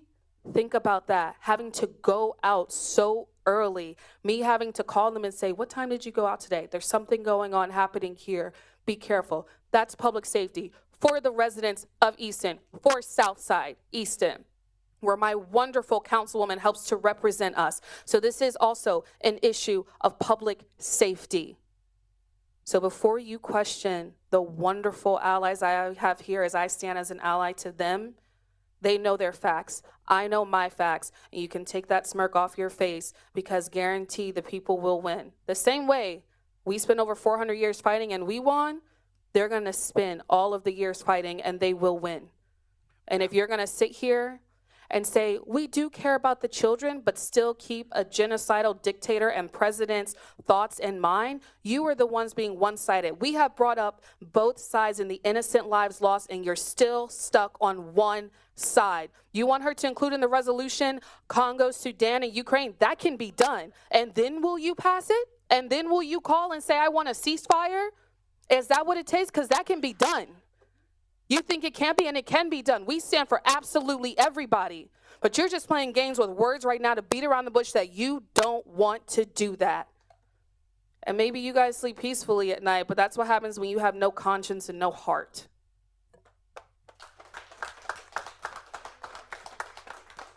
Thank you very much. Move to adjourn. Move to adjourn. Is there a second? Second. Moved in second. Is roll call, Madam Clerk. Mr. O'Connell? Aye. Dr. Ruggles? Aye. Mrs. Sultana? Aye. Mayor Panto? Aye. Mr. Brown? Aye. Mr. Ettinger? Aye. And Mr. Milan? Aye.